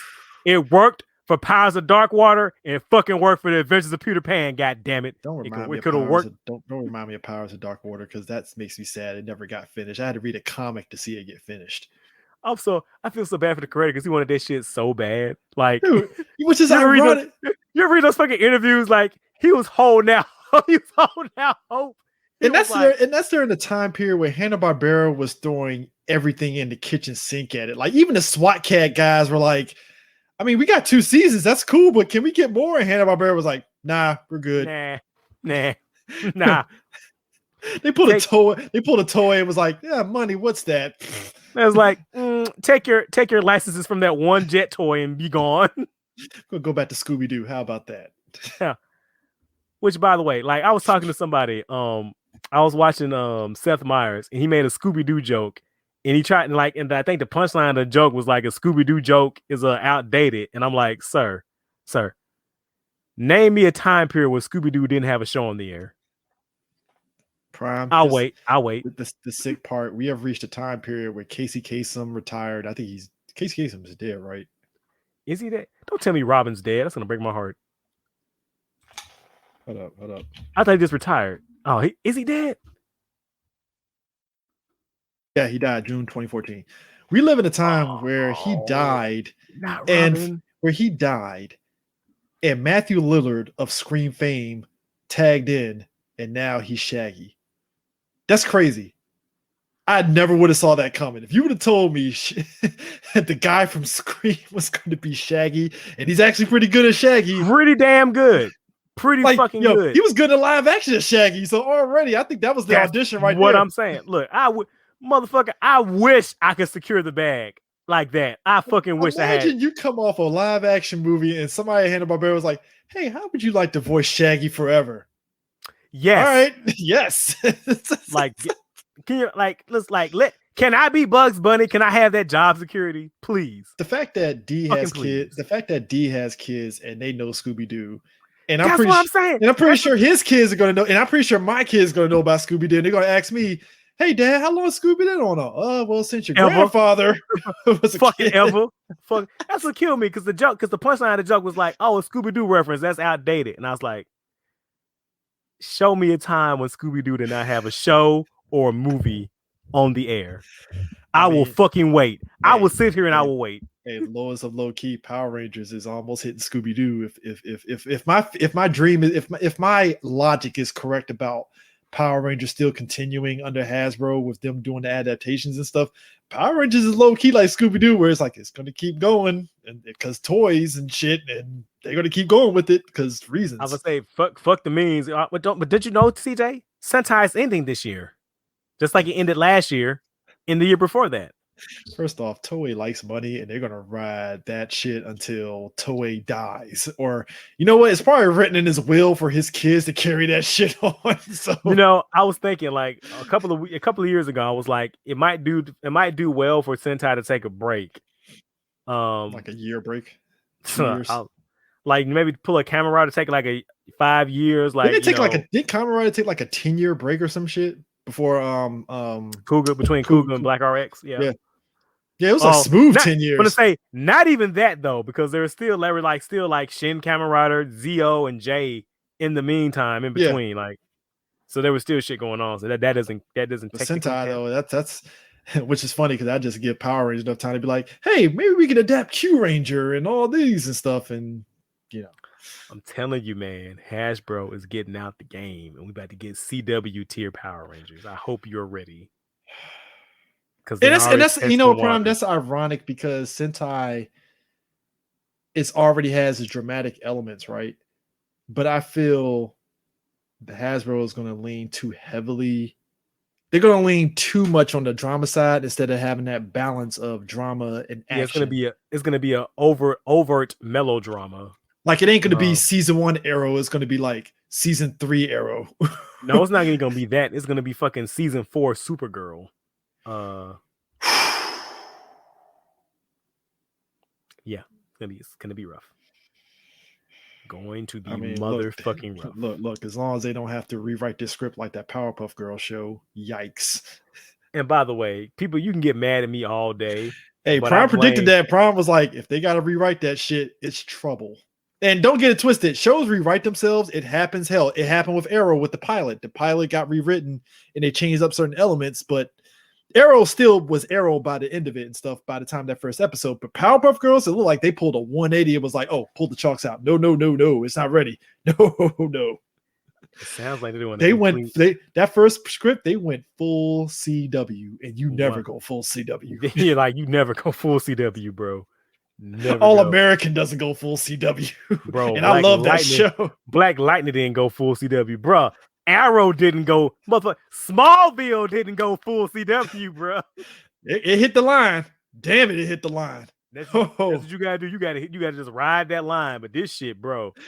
And like, look, y'all can get mad at me all day, but you motherfuckers made this world. This is the logical extension. If y'all all saying superhero stories gotta be grounded, you want shit to be realistic. I'm part of the problem because I like Riverdale, so that's why they had to do Powerpuff Girls because we watch Riverdale and hey, I watch it too. I like it. They were like, oh, this is what they want. They want. I like Nancy Drew. Shit. I like Nancy Drew. See, look. I'm waiting on that shit because like it's on my queue on HBO Max because like I say, you'll probably like that more than Riverdale because they do lean more on Nancy Drew mysteries and stuff instead of it being like Riverdale out there kind of thing. It's like no, they're leaning heavily on because I think they brought in the Hardy Boys into the show, and I was like, oh shit, y'all really going into this shit. Oh, so they really trying to get Prime Gundam money. Okay, so I definitely gotta watch this show now. I was you bringing in the Hardy Boys. Oh, okay, cool. When is the Hardy Boys getting the show? Tell me, please tell me. I mean, hell, I like the Sabrina show. I ain't gonna lie, I'm a sucker for that show a little bit. I could not, sir. I could not. I was like, see, you made me feel bad because I was like, I kind of like it a little bit, it's not bad, Sabrina killed the Sabrina show for me, bro. It's like the Thanos. I had to use the stones to destroy the stones. And like, what kills me is like, I think they casted well. Like, she looks like they peeled Sabrina out of a comic book and put her on a damn TV show. But like, her white girlness just takes me out of the show. Oh, it oozes out. It oozes out. Like, at least to me, it doesn't ooze out. Probably from your perspective, it oozes out a lot. For me, her Karen comes out every once in a while. I'm like, hey, chill, man, chill. Like, she is unadulterated Karen in that show, bro. It's like, what if Karen had magic? Fuck. And my whole thing, like, and what gets me, it's her fucking righteous indignation and her fucking moral grandizing. Like, and her friends are telling her and checking her on that shit too. That's the crazy part about it. It's like, Sabrina, like her fucking aunt is like, do you not know what we worship Satan? Like, what do you think we do here? Like, what? Worshiping God, sir. It's like human sacrifices, bitch. We pray to the devil. Like, what the fuck do you expect? Your friend, your black friend over here does witchcraft too. So, what did you? What do you? Well, we just don't do that where I'm from. Yes, you do, because you're from where we're from. You crazy bitch. That would be that again. This goes back to Gokaiger when it was like, how dare you steal your ranger keys back? I'm like, you got the audacity, sir. No. The fucking unmitigated gall. Sir. I'm sorry, their faces were perfect when they fucking swooped in, took the ranger keys, flashed it at them, and it was like, hey, pause this fight for a second. Who the fuck are you guys again? Like, hold on, did you just Gokaiger us? Like, only we can steal, not you. Sorry, sir. The script says that we're allowed this one. That's gonna be the new power. Look, I'm hoping they don't go full CW, but look. One of them shows is gonna go full CW. I don't know which one it is, but it's gonna be the Netflix one or the movie that's gonna go full CW. It's gonna be the Netflix one. Like, did you see the pedigree of the dude making it? See, I don't want to go off that because I've been shocked before by directors that have been on piece of shit stuff and they actually turn out like good products and stuff. So well, look, yeah, I don't know whether it's the writer's room that is a byproduct of that or what. I will keep an open mind, but also I don't let. I'm also very cognizant of history and I pay attention to shit. Mm-hmm. And looking at this guy's filmography, this is gonna be 1000% CW. It's gonna be like. I mean, I saw that was the Beyond the World movie and stuff, and I'm like, yeah. I guarantee you, it's gonna be some bullshit deconstructionist, postmodern, talking about my feelings in hallways. I mean, the 2017 movie hit the line on that, but at least you got some characterizations and stuff with that. And the only thing missing was just more fights, which I think we've said multiple times. But they locked down the characters and it worked. It didn't feel like they were deconstructing. It's like, we're going to actually give these characters actual characters and not just make them one note like, oh, you're the jock, you're the nerd, and all that shit. It's like, no, make them characters. And it's like, all right, cool. Yeah, and it was heavy on the modern day teenage angst, which that's fine. But also we need fights. And I mean, maybe not do a revenge porn plot in the Power Ranger movie. That's just me. I mean, look, as long as the CW Power Ranger show Prime is going to tackle Black Lives Matter because he got to. It's going to tackle police brutality. It's going to tackle ACAB. It's also going to do somebody's going to come out the closet. Someone's going to be Trump. No, it's going to be the villain. The villain has Trump-isms. The fucking Mayor Angel Grove is going to be tied to the villain in some type of way. It's going to be like fucking Mayor Wilkins from Buffy. He's going to be full on Trump-isms. Bear in mind, folks, we're saying this in a very shit posting way, but one of these things is going to happen. One of these things is going to happen. I'm being dead serious. Like, I'm predicting. One of these things is going to happen. I'm leaning more towards the fucking the Black Lives Matter aspects and stuff, the social commentary. Which there's nothing wrong with social commentary, but it's just in the way that you do it. Like, I had this conversation with somebody recently about fucking HBO Watchmen. Oh God, oh fucking hell. And I was like, my thing about this is like, what really bothers me. No, they're not making a CW Power Ranger show, but like that's the vibe that we're getting from some of the stuff that they're talking about. Yeah. We're using CW as like a catch-all term. We don't mean Power Rangers gonna be on CW. No. We mean it's gonna be like CW tier. CW could CW-esque Power Rangers. Look, if CW could, I feel CW would do a better job of marketing than Nickelodeon would. Hey, I ain't telling no lies, dog, because that shit would be. I'm looking. I don't see none. That shit would be on the front page of the CW app right there, front and center. Watch Power Rangers on the CW seed. Do you know how many fucking YouTube ads that should be running on right now? Power Rangers next to the dude from All American. Fucking coming up next on the CW in the dark, followed by the Mighty Morphin Power Rangers. I'm sorry, folks. You gotta understand. Even with Power Rangers in the '90s, I love how Fox tried to integrate Fox Kids stuff with the adult Fox stuff as like part of their packaging to promote the channel. So it was always weird to see Martin and then Power Rangers next to it. It's like that's a weird mix. I mean, I understand you gotta promote the channel, but like. Well, see, that was the Prime Gundam combo bag, maybe. So they're like, you gotta get Primes. attention. But the CW thing is funny. It's like coming up next on All American after Power Rangers. After Power Rangers. They would, dude. That shit is gonna be that shit is gonna be hilarious. So you say you watch All American. All right. Yeah, so like I see clips of All American right before Black Lightning started. Yeah. So what is the show about? Like I thought the show is based like Friday Night Lights, except but black people. But like, I mean, it's based off of this guy's real life, loosely, just off the story of him. He was, playing football for a Beverly Hills team, and then he was playing in Compton, that kind of stuff. And the show, I'll admit, it has turned into Friday Night Lights with the teenage angst and the football stuff and the acting and stuff. And I'm like, I'm gonna say whatever I see shit is always about like a drug deal, and I was like, because they live in, because he's going to the Compton High School or whatever and shit. I was every time I tune into this shit right before Black Light, it's always like a drug deal or some shit. I'm like, dude's friend got caught up in the gang, and I'm like, get shot. I'm like, I thought this was a fucking football show. What the fuck? Well, you gotta throw the hood into it, so you gotta get some hood stuff, So I'm like, damn, can't we? Coming up on season 3 of Batwoman, it's gonna be Luke Fox and Batwoman fighting the hood. It's gonna be great. It's gonna be awesome. Freeland versus Batwoman. I just trigger Prime in that one moment, like. But shouts out to my man Diggle getting them cameo checks recently. Man, yo, you know what that means? Boy. Hey, when he popped up in Legends as the ancestor Diggle, he popped up in Wyatt Earp Diggle.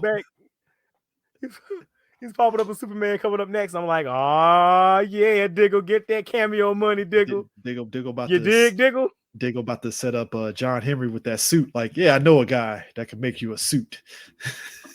Let's say, is he gonna be in Flash this week or was that last week? I think this week. No, next week. No, next week. Next week. Hey, you already you know what that means, right? Because apparently they're setting up Diggle to be like the guy now, especially. Please, fucking please. Because hey, look, David Ramsey, he's doing a lot of behind the scenes stuff, so he's definitely trying his best to like direct some episodes, and I'm like, oh, he still wants some of that CW pie. I don't blame him. Who knew Diggle, the guy that got taken out by Ollie episode 1, and boom, he's the man. Like that will forever be funny how Ollie just dished his ass, just combat rolled out the car. To his credit though, episode 1, he was like, hey, first off, son, you ain't gonna combat roll out the car next time, all right? Got my eye on you. Then he put Diggle to sleep.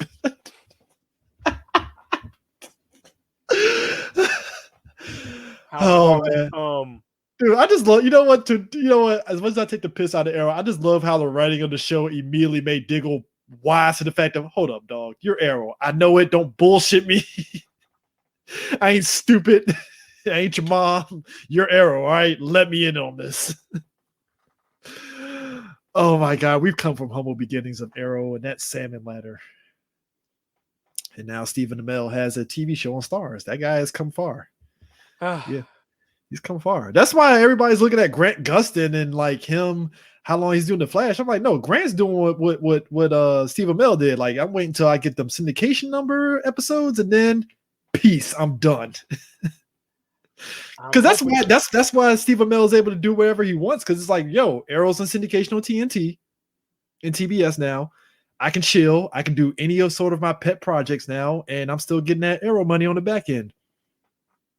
Like, I mean, that's freedom that any person having a TV show will love.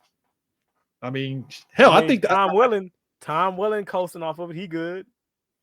That's why when people ask, what's Tom Welling doing? He should be in movies. I'm like, that nigga's eating off of Smallville. Shut the fuck up. Like, I don't think he cares. No, I don't give. You think I would give a fuck? I'm pretty sure they came to him for crisis. He didn't come to them for crisis. He was like, yeah, sure, I'll do it. They did. That's remember.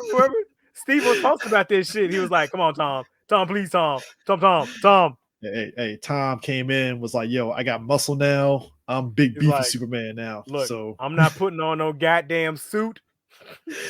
And I went home in one take. I'm Superman that went home to be a family man, and you're gonna like it. All right, cool. I'm doing this shit in one take. I'm putting on this flannel jacket and calling this a motherfucking day.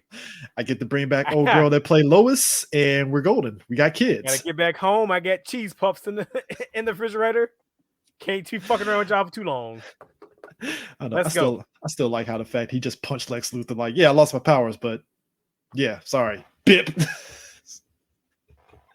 And Lex, to his credit, was like, you know what? You're not worth killing. I'm out. What the fuck happened to us doing a Crisis episode? Because like, I think we were going to do it, and I think just other shit happened, and then it was like, yeah. I don't know. Maybe we talk about it in Black Lightning. I don't know. We'll see. Because actually, that would be a good starting off point, just because we can just RIP the OG CW Justice League, because that's dead. They keep playing lip service to that shit. Oh man, what the fuck you say? Oh, Country Boy Superman. Yep. basically. I mean, hey, look, to be honest with you, I felt that was CW taking a jab at the movieverse. Like, hey, y'all guys fucked us. All right, we'll just go ahead and just take a fucking dick swing at you guys and just do our own Justice League. That's better. How about that? Womp womp. Got to cancel some shows, guys. Sorry. So, but and half the actors leave, and but Prime Legends is going strong. Did you hear that shit where there's like they want Legends to be 100? What the fuck? Are we supposed to be talking about Gokaiger? Hold on. I know, right? We are. He just went down a whole fucking roll. So I do want to say that I do feel like Gokaiger is one of the best anniversary series from Toku. Suits is dope, weapons are dope, monster designs dope. Everything is just dope. I do, like I said earlier, I do believe that it does get a little overhyped because how good it is, but I think it's kind of hard pressed. Like if you weren't there when it was airing, I think that's kind of something hard to understand. If I had to rank it with other anniversary shows, that would be an interesting list. I'll wait till Zenkaiger is over to really kind of, because prior to Gokaiger, what was the last anniversary season? Was it Hurricaneger? Zyuohger. Zyuohger, was it? Zyuohger was 40th. Zenkaiger's 45. I'm trying to think like. No, I'm saying previously. I'm trying to say previous to Gokaiger though. Previous to Gokaiger. Yeah, it was Hurricaneger, wasn't it? Gao Ranger. Yeah, I forgot. Yeah, that anniversary. That was a weird. Gokaiger. Yeah. But I think this was like the first anniversary season to really like go full tilt really into like anniversary, not to be like, we have a cameo here or we have a team up, but like, or I mean, our monsters look like the Megazords. I think it's a good basis and stuff because the way Zenkaiger is doing it, they're doing it with them coins. That's like, for what I'm hearing, them shits are selling just as much as the Ranger keys. Like it's a gotta catch them all kind of shit with them shits. And I mean, like, yeah, I'm also trying to compare, like, comparing it to like, maybe Go, Decade. Decade has a basis now because it seems like after they did Decade, it was like, all right, Zo, we're gonna make that an anniversary where he could transform into variations of it. And it's like, is that going to be the baseline going forward for Kamen Rider anniversary? I guess so. And then also comparison across the aisle, looking at Ultraman. If I had to compare Gokaiger, I'll put it in the same stratosphere that I would Ultraman X and how it handles his anniversary season. I do like Ultraman X. Ultraman X is fucking fantastic. I mean, fucking phenomenal. Yeah. I mean, yeah. I mean, and the thing of it is, like, Twokaizer, I think that's also the other thing. When they showed Twokaizer and Zenkaiger, I lost my shit because I was like, oh, you guys are calling back to Gokaiger. Oh, okay. All right. Did you see for hours afterwards? Gokaiger or Gokai Go was trending, not Twokaiger. Yeah. And Gokaiger was trending for like a hot minute, like in Japan. Like I saw that fucking map. Like the only time I saw something fucking as funny as that is when the Ultraman Trigger trailer dropped. Yeah. And you can see like the trending topics by map. Like Ultraman Tiga like lit up in Japan. Like, did you see? Like, I saw the fucking like tweet map. Like, well, I mean, like, you said the best. You said the best. Ultraman Tiga is like uber popular over there, like to this day. Hot shit. Like, so when Trigger was announced, like not the show that was announced that was trending, but the show was based on was trending. Like that's fucking funny as shit to me. But I mean, seeing Twokaizer, it's like they went for it. Like I don't think I expected the Sixth Ranger to be Twokaizer or anything like Gokaiger related, and it's like, oh, Yeah. you went for it. Like, oh Like, shit. I'm not expecting a lot of things, and that's why I'm always like pleasantly surprised. Like I see a lot of people really hard up on Zenkaiger. Like I don't know what you are expecting, and maybe people are expecting Hard up and like Gokaiger just like not expecting, like just not liking it, 2.0. or just Not like I see a lot of people not liking it. So I'm like, I don't know what the fuck you expecting, but like the show was fucking fun. And Prime. I that's what got somebody into Zenkaiger when I showed them. Actually, I got Eris interested because I showed them the first episode where the Red Ranger, when he transformed into the T-Rex and he did the Godzilla flying shit, Eris lost his shit like, what the fuck is this? What is this? And I was like, is Zenkaiger? He's like, bruh. So it's like those little moments right there is like, if you can get somebody like that, like I don't see how you can hate the show. Like the show is just wholesome as shit. I know, right? It's like it's just fun. Like I can't be mad at the show. Like is it serious? No. Is it groundbreaking? Not really. It doesn't have to be though. It just knows Doesn't what have it to is. be. Is even like the story is telling interesting? Not really, just telling the standard Sentai invasion story. It's just like, but like the off the wall shit that they do has so much charm, heart. It's just like because we are drowned out over here now and all this postmodernist, all this nihilistic bullshit. So whenever I see something that's just fun and full of soul, like I gravitate towards it. And Zenkaiger is full of nothing but fun and charm. So yeah. So like I said, I would definitely recommend check out Gokaiger. Like I said, even like watching the episodes, all the episodes, I actually did end up watching it, like all the episodes and stuff.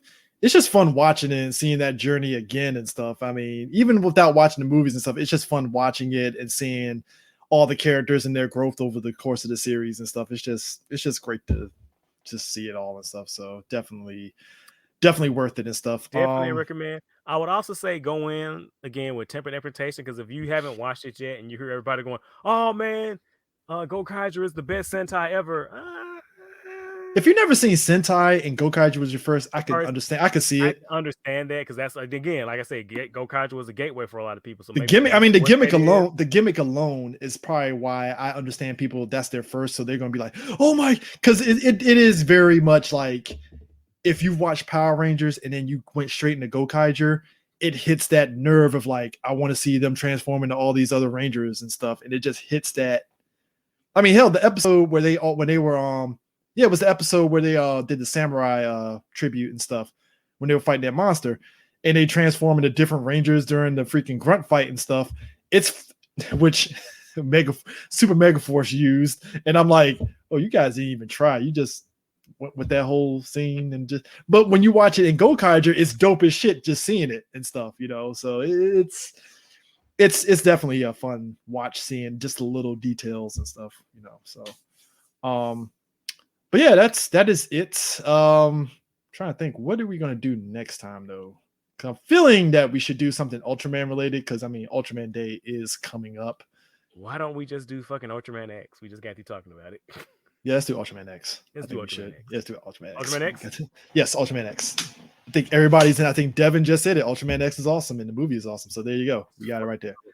And the Ultraman X movie has one of my favorite fucking openings, where it's just Ultraman like just beating up a bunch of Baltans. Like, there he goes again, murdering Baltans. It's like Prime. You're like the old ladies. Like, there he goes, murdering again. There he goes again. There go my damn baby. Damn shame. Killing those crab men. I'm sorry. Those cicada men. Wow, the cicadas now. We upgraded them cicadas now. Oh my god. But anyways, folks, thanks for joining in. We had actually like 10 people that rolled up in here. That's like way more than we normally get. Yo, what up, yo? I think the last time we actually had a lot was when we did the commentary for the Ultraman movie, which I am shocked that like Twitch didn't hit us with a cease and desist for that shit. But I know YouTube would have, which means that Twitch loves us. So shout out to Twitch. You guys are very lenient with your stuff. You didn't mute us. We didn't get a cease and desist. Nothing. I was like, oh, okay then. Okay, I guess it's Power Rangers that they don't like people streaming on the platform, but if there's anything else, they don't care. I'm assuming that's have what the you case is. seen the shit that they do allow on Twitch? I mean, I guess we're fine. We're small peanuts. Like these guys are just streaming Ultraman. Like fuck those nerds. As long as it's not showing boobs, we're fine. We're good. And even then, we're just hitting with a 2 day ban. Like, how you trying to get 3BG banned for 2 days? I don't know. We can't. Look, man, it's already enough that I'm waiting for Toei to hit us with a fucking copyright shit on YouTube because of this background and shit. And I'm like, bruh, we're talking. How are we getting hit with a copyright? It's like, yeah, we don't like you using our background. Don't use the goddamn screenshot, you son of a bitch. It's like next time I'll just use run me my check. You know what I will do? I'll just use the one next time that has TV Nihon in big letters. How about that? Solidarity, sir. Solidarity. So next time you hear from us, we're gonna do Ultraman X. And next time, we're gonna do a commentary. We're gonna do like the last episodes of season 1 of MMPR, and then we can probably try to regroup to figure out how we're gonna do the commentaries going forward, because they're still in limbo on how they're releasing these episodes and shit. It's kind of strange in a way. So I mean, we can also. Well, I feel like we should also do something on Ultraman Day. Ooh. Because that's July 10th. That's let's do some counter programming. That is a Saturday, so that definitely will work. So we can definitely figure out something. What would be something fun to do on Ultraman Day? We'll figure it out. It'd be a surprise. Be a surprise. We got to keep you hoes guessing. Can't have you knowing all the trade secrets. Can't know all our moves. Oh man. But anyways, folks, we will catch you guys later. Peace out. Auf Wiedersehen, y'all.